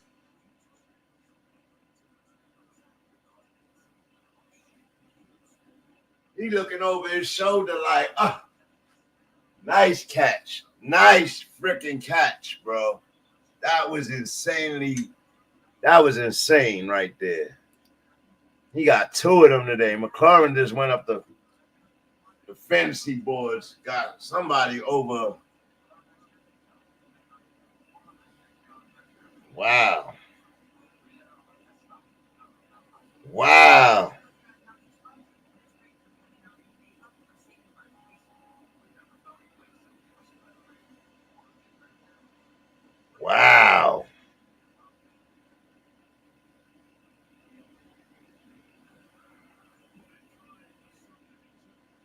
That was a heck of a drive, man.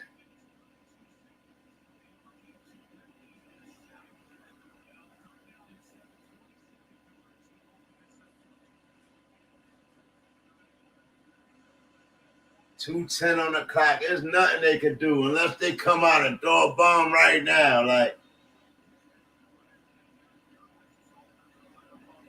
they just ended the game in Cincinnati, too. Like, oh, my goodness.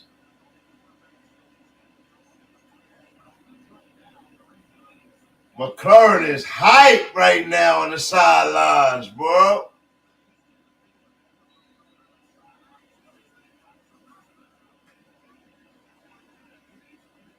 Jayden Daniels, bro.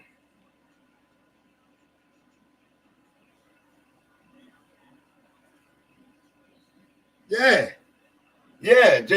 Hurts been fumbling the ball. Interceptions since last year. This been the MO. Like, you can get one a game from him if you put pressure on him. That's what I realized. Like, and I realized that when they played the Jets last year, and the Jets put him under all that pressure, and he couldn't dominate Wilson. Like, I was like, whoa, like, you know what I mean? The Jets got a dub last year on the Eagles because of that same type of pressure. When he faced a good defense, he crumbles, bro.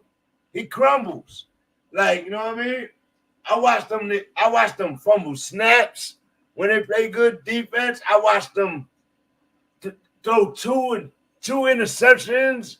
Like, and he had his whole squad, A.J. Brown and all of them. Like, when he don't got Saquon, like, remember DeAndre Swift, they you say what you want, but through the first 9 weeks, Swift was the way to go with that team. And then I don't know what he did. Like, they stopped handing the ball up to him. It's like Jalen Hurts like, yo, nah, I gotta do this. And then he start trying to run the ball. He fumbling.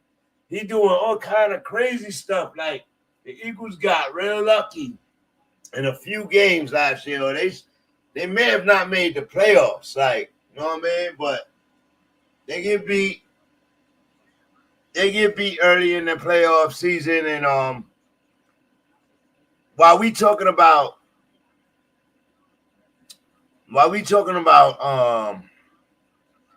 Dak Prescott and everybody in the NFC, Love and Lions, and the Eagles was dominating, and they just fell off. From week 10, they just fell off. Like, and this year, they coming in, they got Saquon Barkley killing stuff for the first 3 weeks. And if he didn't have him, they would have took some losses already.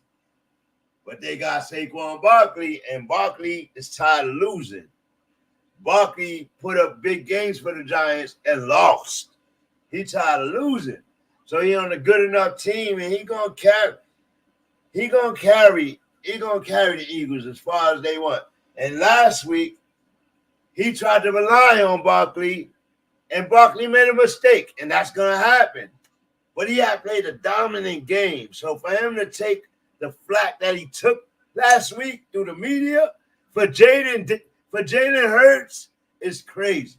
You know what I mean? Like, but I give that to Barkley, and he came back this week and dominated even more, right? So, but Jayden Hurts tried to give the game away anyway with those turnovers. You know what I mean? So, yeah. He fumbles the ball. He got butterfingers. His confidence should be better than it is, and it's not where I think it should be. And when you got young guys coming up like Jayden Daniels, Bo Nix, Caleb Williams, like, you about to be the old news, bro. They lose this year. Sirianni gone. Jayden Hurts might get another year with a new coach or whatever, but maybe not. Because if Sirianni gone, they might They might trade Jayden. People got to remember, Shedeur is in the draft, bro. Like, Shedeur in the draft. The Texas quarterback, not Manning, the other guy, he in the draft. You got Cam in the draft. You got some guys. Like, Jalen Hurts better stop being as comfortable as he is and start playing with a little more desperation and a little more command and be a better leader. That's what, again, like, his leadership, man, I really don't like the crybaby stuff or the girly stuff. This is football. Leave that girly stuff and that feminine stuff in the locker room, bro. Leave that shit at home, actually. You understand what I'm saying? Like, leave that shit at home with your family. When you come in, this is a man's sport. You got to be a man, or they going to abuse you. Right? So, yeah. No femininity. Nah. No femininity. And he just strikes me as him, Caleb Williams.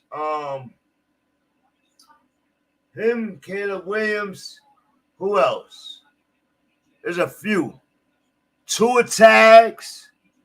But Tua tags show more heart than Jalen Hurts to me. Like, you know what I mean? So, you know what I mean? Leave that stuff there, man. You see Patty Mahomes? I'm sure he has that same stuff at home. But when he come to the field with Andy Reid and them, he put his leadership hat on and he be going, bro. Like, did you see those?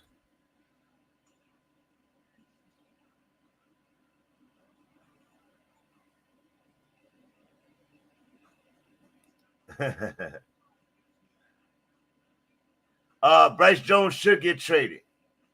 No, you know what? I would give Bryce another year because now you bring the Red Rocket in. He could show, like, Bryce Jones gets to go learn the playbook and sit behind an experienced guy. Red Rocket ain't going to be here. You know what I mean? And he might even, God forbid, he might even get hurt this year. He get a couple of games in, and he might even get hurt this year. He get hit by most of them, because that offensive line ain't all that. And as he starts taking some hits and people start preparing for Dalton, it might get dangerous for him. And so Bryce might get his chance again. But he better be ready the next time he comes in. There's no excuses. As Dalton came in and did what he did, first time back on the field, now that he's got the experience, he knows the game, but dude signed and learned the playbook from the signing date. And the way he looked on Sunday, oh my God, Bryce cannot come in and have a 80-yard game ever again. Ever. So I don't know what North Carolina is going to do. I don't have a lot of faith in their front office. You know what I mean?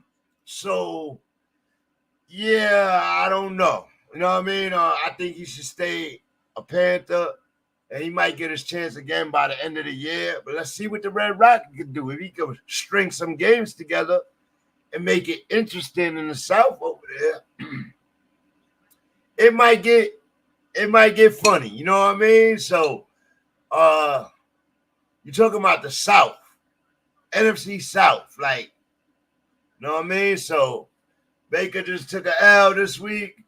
Who else they got over there? They got the Atlanta. Kirk Cousins took another L this week. Like, you know what I mean? Like, so they could get back in it. They could get back in it with the Red Rocket. The way they look this Sunday, they definitely look like they got a good enough team. You know what I mean? Even their defense looked crazy. Like, they was all playing with this extra energy, and Higgins dropped drops another one out of bounds, doesn't get the touchdown. It's 43 seconds on the clock. You know Joe Burrow going to try to score this right here. But yeah, Bryce Young should get another shot this year. If you're gonna trade him at the end of the season. You know what I mean? Some people said they would rather Bryce Young go to Miami, but I think that's too much of a project for Miami to work on. As the Bengals score a touchdown right here. So that's good that they just did this to make it interesting. And then they got to try an onside kick. I personally would go after Russell Wilson if I was Miami GM. But they may be thinking about longevity. And, you go after Bryce Young. He's just more of a project to work on. And you got a team ready to go right now. Bryce Young already proved he's not NFL ready. I think that he got thrusted into the NFL too fast, starting role, because he was the number one pick. The same way I feel about Wilson. He got thrust into the role too fast. Like, the Jets did a horrible job with that with Sam Darnold. If you even ask me, I think they did a horrible job with that with Sanchez, Sam Darnold, Wilson. The Jets missed the bag on that 3 straight drafts, bro. 3 times of taking a quarterback. They did the same thing. These guys should not be coming out of college thrusted into the lineup unless they 6'6", 6'5". These guys is little guys. Yeah, they tore up college. College is totally different. Totally different. The speed of the game is different. So I just think that all those guys, Sanchez might have did the best out of all those guys because he had a dominant defense. Rex Ryan defense, but Rex wasn't no offensive coordinator. You know what I mean? And I think Sanchez would have did better. You know, I remember Pennington. Pennington was my guy for the Jets. You know what I mean? But he didn't have the defense or the receivers. And he still did his thing. You know what I mean? So, and then that was the other thing. Wilson and Darnold, they never really had wide receivers. You know what I mean? And then you go to North Carolina. You go to North Carolina for Sam Darnold and how that look. You know what I mean? You trade CMC. Sam Darnold started that season on fire, running for touchdowns in the red zone. And as soon as they traded CMC, it was no more of that. He started throwing a lot of picks. You know what I mean? So North Carolina, they just thrusted them into the starting role too fast.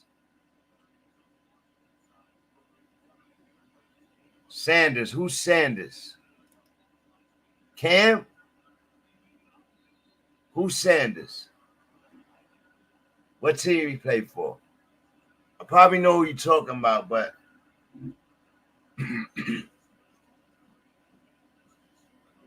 oh, Shador. Shador is ready for the NFL, but I will be careful. Aaron Shador is tall. Like, he's a tall guy. He looks over. What I like about Shador is he's very efficient. He's diabolically, his IQ is up there. His team don't match his IQ. You know what I mean? And they're starting to get more faith in him and all of that. But I think Shador been training with NFL players. You know what I mean? I think throughout his life, he's been practicing and growing up, learning the little tricks and trades. He has an inkling. It's sort of like Archie Manning. Like, these dudes got little inklings and a little head start on all of that stuff, like over all these guys. And it's just who they parents are. It's not to make it unfair or anything like that. But that's what people have to take in consideration. Yes, I think Sanders is ready to start right away, but even Sanders will struggle in the NFL. I think the best thing that happened to Sanders is he struggled with Colorado right now, the 2 years. Like, he's learning how to read right now. Like, and when he comes to the NFL, he's going to have to do that quicker. You know what I mean? The Patriots seem to have picked their guy.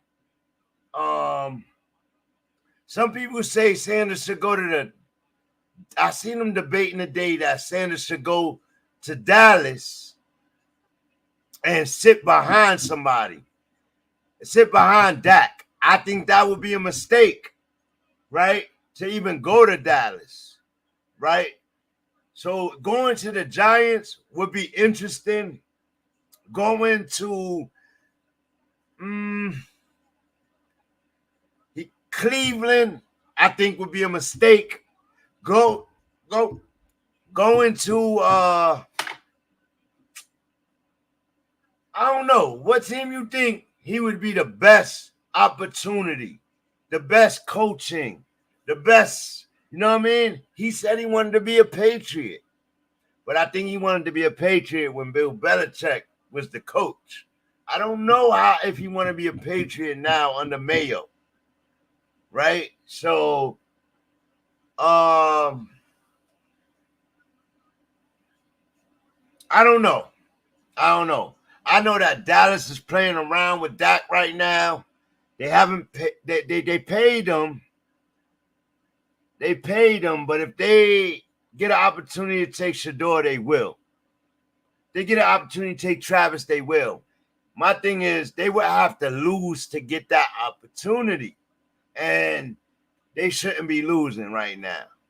I think that Shador could come in and take Hurts' job right now. You understand what I'm saying? So Hurts better get it together, man. Hurts better get it together. Who the worst teams in the league? Let me look at that right now. 38-33 game. The final for the Commanders over the Bengals. And Jayden Daniels is the truth.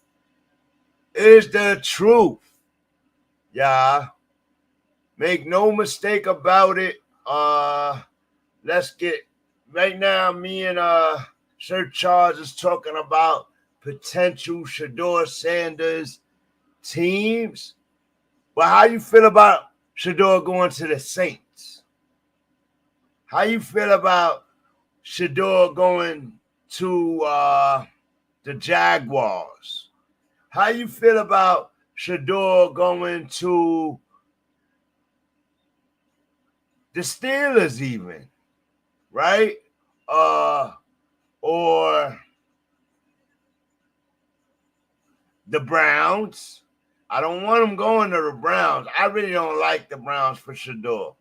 But these are going to be the teams that's up there next year. Titans.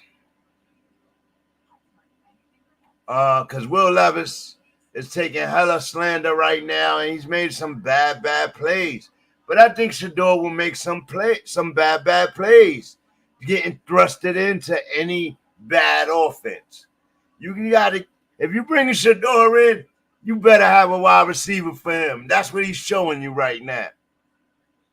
You better have a good offense for him. Like, you know what I mean?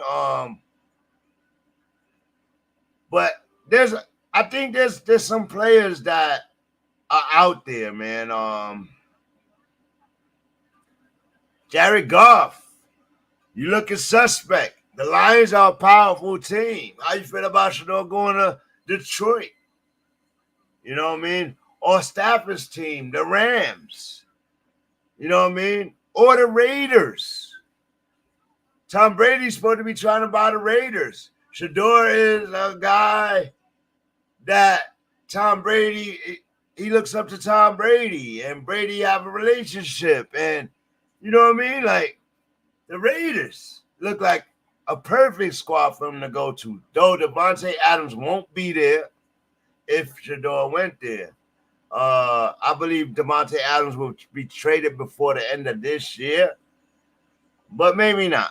We'll see. But if not by the end of this year, when the offseason comes, he'll be trying to get to the Jets or something to play with Aaron Rodgers.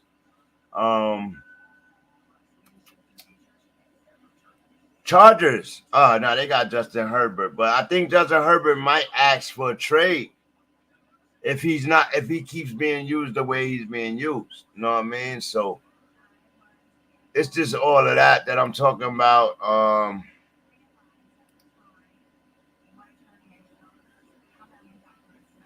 So yeah, that's where I'm at with that. No to the Browns. Yes, no to the Browns. I agree with that. 1,000%. No to the Browns. But that if he says no to the Browns, what does that lead the Browns? Cam? I don't want Cam going to the Browns either. Like, you know what I mean? Cam is too good. Like, you know what I mean? So I don't know. I'm up in the air with it.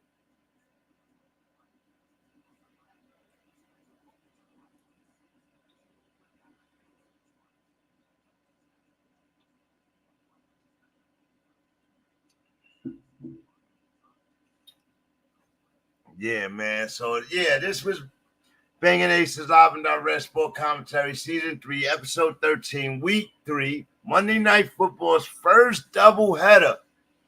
Jaguars get blown out by the Bulls. They get smoked like a smoke pack, a building on fire. They got some work to do over there. They totally breaking down over there, and that's why I bring up the Jaguars today. You know what I mean? Trevor Lawrence is going to take hella slander for the rest of the year after this loss right here. 0-3 start. 0-3 start from 2 years ago, being in the playoffs 2 years ago.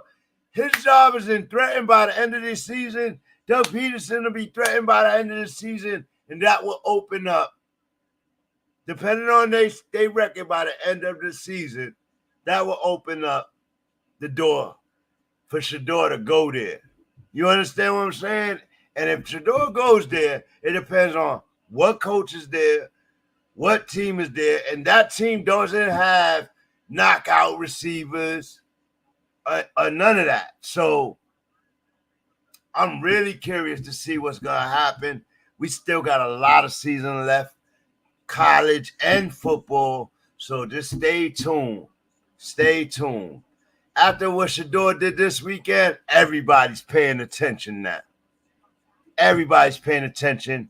A lot of people are hating on him because he didn't want to shake the young man's hand after he went on national television and made an embarrassment of himself. Right? So I don't think he didn't start a fight with him. He ain't do it. He just said, I ain't shaking your hand.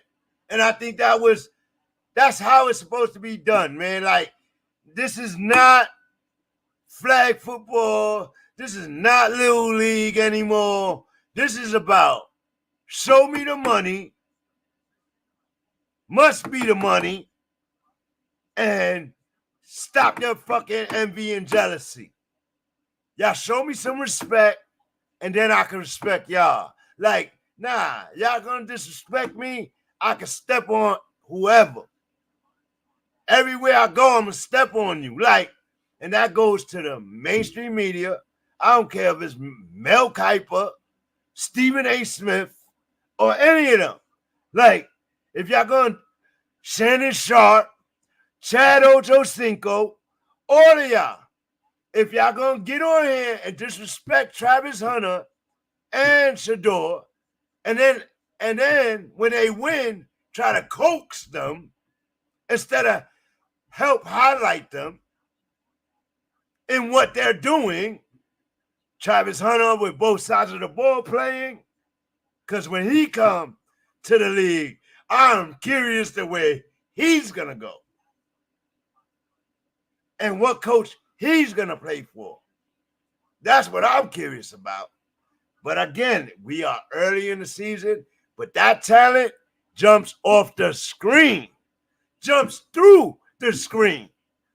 That talent right there.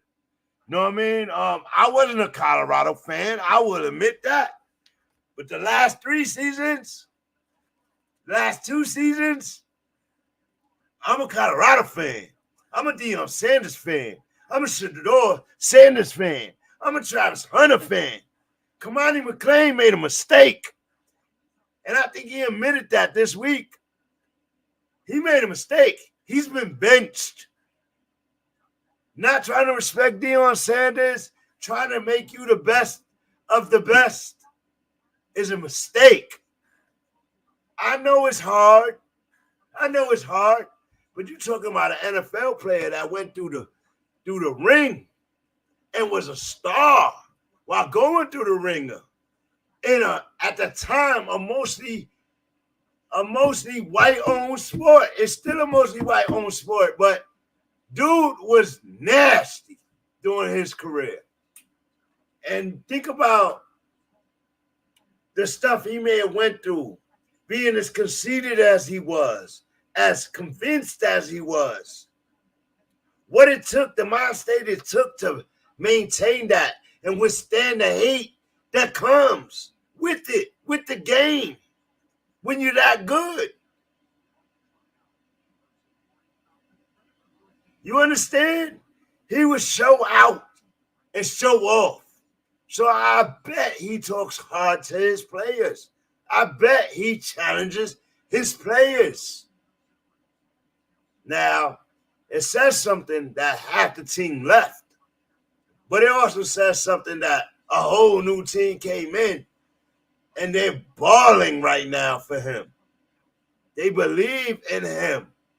He got the right guys around him. Like, I expect them to take some losses, man.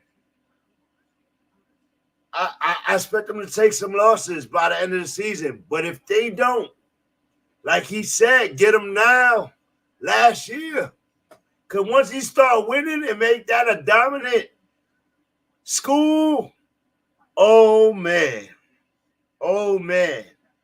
It's a new guard in football, man. It's a new guard. My next question would be, Sir Charles, do you think, I know what he said, but he seems to love his sons.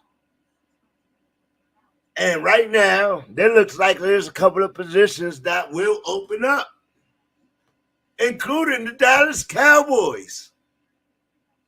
If McCarthy keeps losing, do you think the Deion Sanders will come and coach his sons on the NFL level? Because if he does,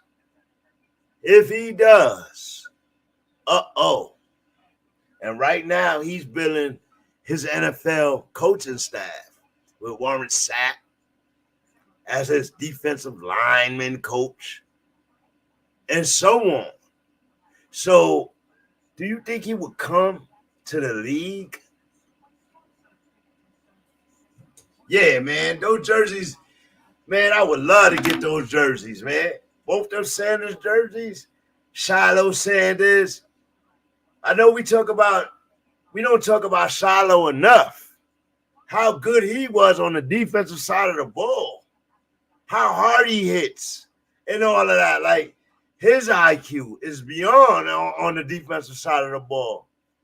He's out for the rest of the season with a broken arm and all of that. And I feel bad for him. Keep your head up, Shiloh. But the work's been put in, man. And you're going to be good, man. You're going to be good no matter where you go in the draft. But, I'm sure he wanted to play this season so he could be in control of where he goes, right? And I think that's what he just lost, the control of where he's about to go when this draft opens up this season. Outside of that, it's a lot more to talk about. Week 3 is over.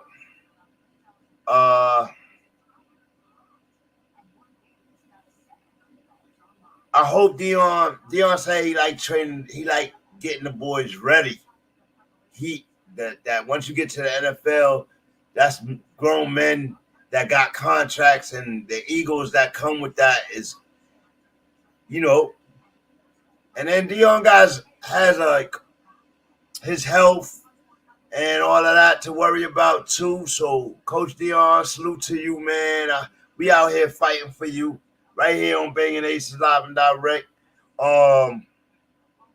With hella respect. And I don't agree with everything that Deion may say, but I believe he's righteously leading, man. He's really leading young men, and I respect that shit wholeheartedly, man. I don't envy it at all. I wish we had more coaches doing that. Not only for black young men, but all young men. You understand what I'm saying? So I really got a hell of respect for that. Mel Kiper and the other guy, I gotta bring his name in there. Like, I forget the other guy that be hating on him all the time. Like, it's because they don't like his ego. But his ego been that since Show Me the Money, Nick. It must be the money. Like, you know what I mean? So he came up in a different time. He's adjusted. He got his boys top of the NIL and all of that movement. And I got hella respect for that man right there, man. Like, and I'll just say this. Don't let them win a college championship. Because if you thought you couldn't shut him up before, oh man. But they definitely got to get a better offensive line, and it's getting better. It's getting better. And I see those guys playing with all their heart. You know what I mean? And that was respect. This Oregon game, the way it started, from them being down, fighting out of that from behind, wait till they start stepping on people. Wait till Shador start stepping on people. Man, oh man. Man, oh man. Travis Hunter missed all last season. And the things he's done in the 4 weeks of football, it's been insane. So, man, oh man. But I'm about to call it an end, man. We've been on 4 hours, man. It was a doubleheader. It was fun, even though it was a blowout. Salute to Josh Allen. Oh, we didn't go over no stats. That's what we didn't do. Let me do that real quick for y'all, because y'all got to understand, it was a blowout, man. It was a blowout, man. Like, y'all got to understand. That Bills game, it was unfun. I was expecting a battle game, and and it wasn't, man. Like, whoa, Josh Allen, I'm sorry, man. I'm sorry. I'll be disrespecting you too much, man. I gotta keep that accordingly, man.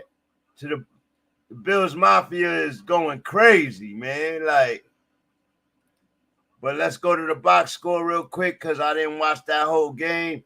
Yo, Mac Jones got in for he had 8 attempts today, 22 yards. He ain't do nothing crazy. But Mac Jones got in today. That means Trevor Lawrence got sat down. Trevor Lawrence went 21 for 38, only 178 yards. That's like his third game with only 100-something yards, a 68.27 QBR. 1 touchdown, 1 interception. I don't want to see interceptions, Trevor Lawrence. I don't want to see that, bro. Nah, and we don't want to see that.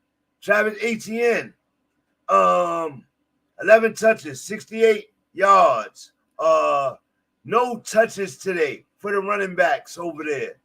That is horrible. Trevor Lawrence, two rushes for 3 yards. Ouch. Like, that's ridiculous. Best receptions. Brian Thomas, the rookie, had 5 receptions today for 48 yards. Christian Kirk, 8 receptions today for 79 yards. And you had a lot of miscellaneous yards in between 18, 17 for Travis Etienne and all of that. But they look like trash.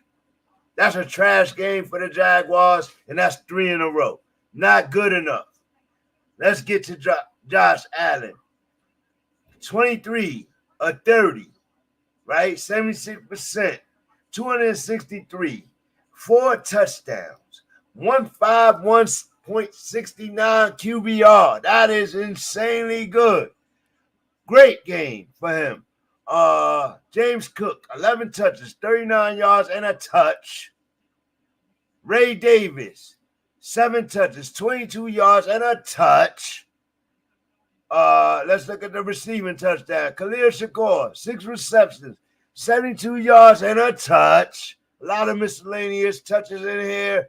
A lot of receptions by like 9 different players. That's crazy right there. Kincaid, 41 yards, 3 receptions, and a touch. Like that is ridiculous. Ty Johnson, 3 receptions, 28 yards, and a touch. Come on, man. Come on, Jaguars. That defense got to be so much better, man. That defense got to be so much better than that. I don't know what y'all did coming in on a Monday night game playing like that, but that was horrible, bro. Embarrassing. And I would jump off the bridge to tell y'all all in trouble. All y'all stars. Leadership got to be better. Everything. Let's move to the Commanders-Bengals game. Jayden Daniels, 21 of 23. 2 incomplete passes. 91% passing percentage. 254 yards. 2 touchdowns. 2 TDs. 147.74 QBR for the Rook. That is insanely good. Brian Robinson Jr., 16 attempts, 33 yards. 33 yards and a touch. And then you got Jayden Daniels rushing the ball 12 times for 39 yards and a touch. So on top of the 2 touchdowns he threw for, he ran for 1. Let's see who threw the touchdown to. Terry McLaurin. No, I'm sorry, y'all. I'm sorry. Terry McLaurin got a touch. And how many yards? Let's see.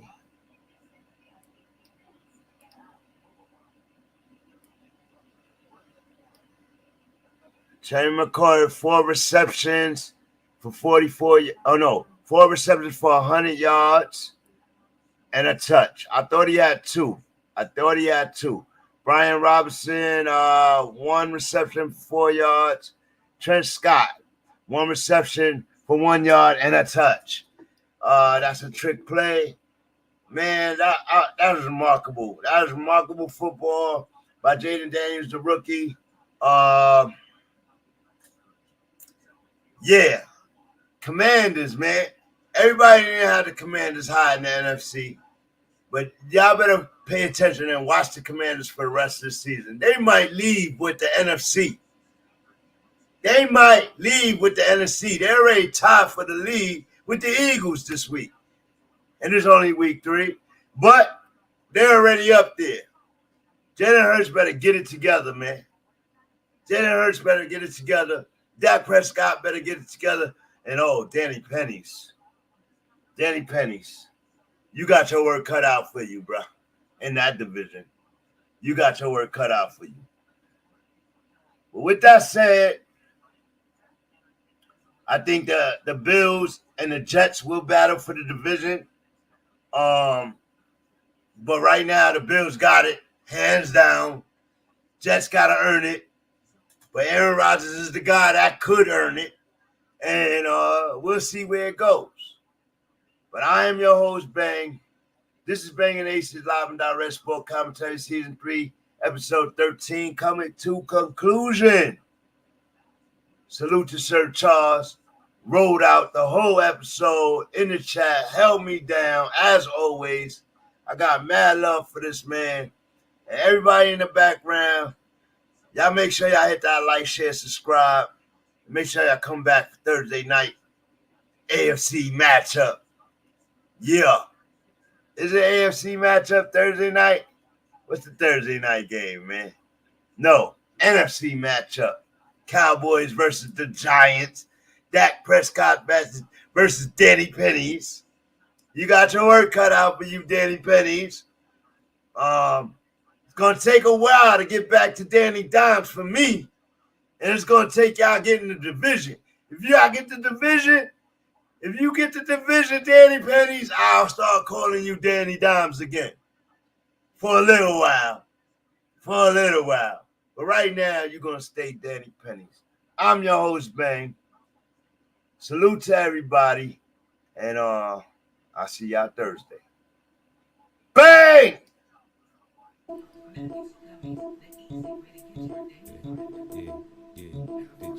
Welcome to Bang Ain't Saying. Spit about it. Oh, your hands up. Everyone's talking about how much guns they got.